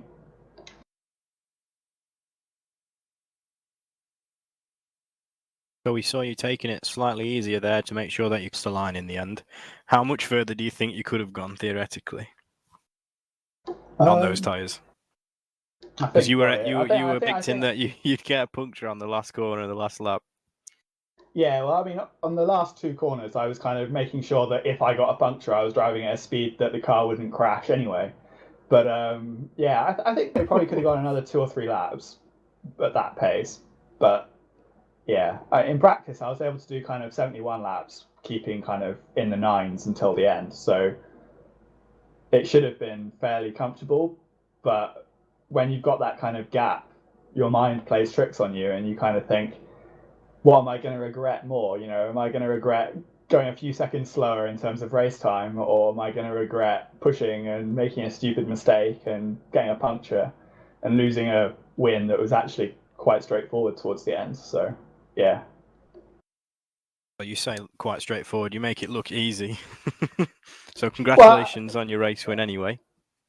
Yeah, the start of the race was tricky. That was the bit where I won it, because I was able to keep up a really good pace and keep them in sight. In my head, I had like a delta of 0.4 lap was what I could afford to lose, and going up to like lap 50 or whatever, I was like 10 seconds up on that. So I knew I had those 10 seconds to play with towards the end of the race. So yeah, wasn't a straightforward race, but the end part, I'd done the hard part and just had to bring it home. Well, congratulations on your race win. I think we're going to run down the top 10 now. Thilo, are you ready? Yes, I'm ready. So the race winner, Isaac Price, with us here in the booth, wins with 3.56 seconds from Jani Katila for World Class Lions. Matthias Pikkarainen in third position for Team Rock Racing. Fourth position for Lagukas. Fifth position for Marcelo Neva. Sixth position for Eurostalo. Seventh position for Nico Pontola. Eighth position for Fernando Igor. Ninth position for Joe Holmes. 10th position Borislav Botev for Fast and Crazy Sim Sports. In 11th position, it's Matthias Mackie Heumiller. 12th, Kaiki Piroppo. 13th, Leonard de Jong. 14th, Victor Veloso. 15th, Pedro Pianco. 16th, Daniel Balla. 17th, Pedro Santos. 18th, Ricardas Petrovicius. 19th, Jay Mead. 20th, Jürgen Weber. 21st, LeBlanc, and 22nd, Pulinch.